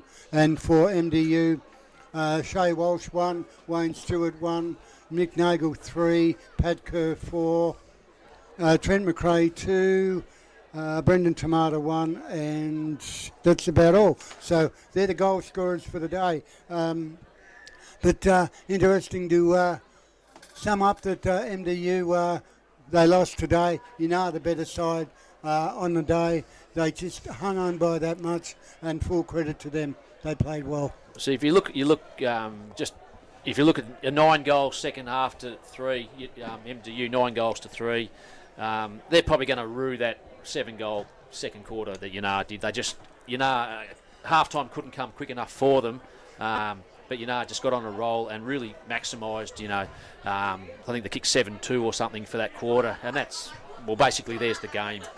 And of course MDU second half without a player on the bench, with Forrester not being able to come back on, so did a soldier down as well. So plenty of them will walk away with a smile on their face with. One hypothetical I'll throw at both of you guys. You both saw what I've seen in the last 2 weeks. How does a ruck battle go when you get one of today's ruckmen? So you've got Schelling or Linton. How do they compete up against what we saw last week in a Lott and Taggart? Well, so in country footy, the ruck rule has not changed.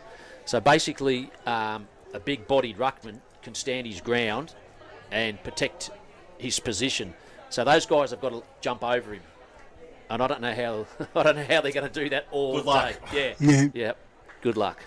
Anyway, guys, we'll about wrap it up for the afternoon, and thanks to our commentators, Jeep, Hutchie, myself, and our technical crew here. Greg back in the studio. The final score here was, as we check again, 13-11 to 13-7. Great game of football between Yinnar and MDU. Next week we'll be at Melbourne North for the Twilight game. I was going to say we get a sleep in next week. Yep, 5:45 start, I believe. And on Sunday we're up at Hill End to see Hill End play Fish Creek. So that'll be another good game. On behalf of our crew here and our technical staff and back in the studio, we say good night and farewell from the Yinnar footy ground. Hey, fabulous.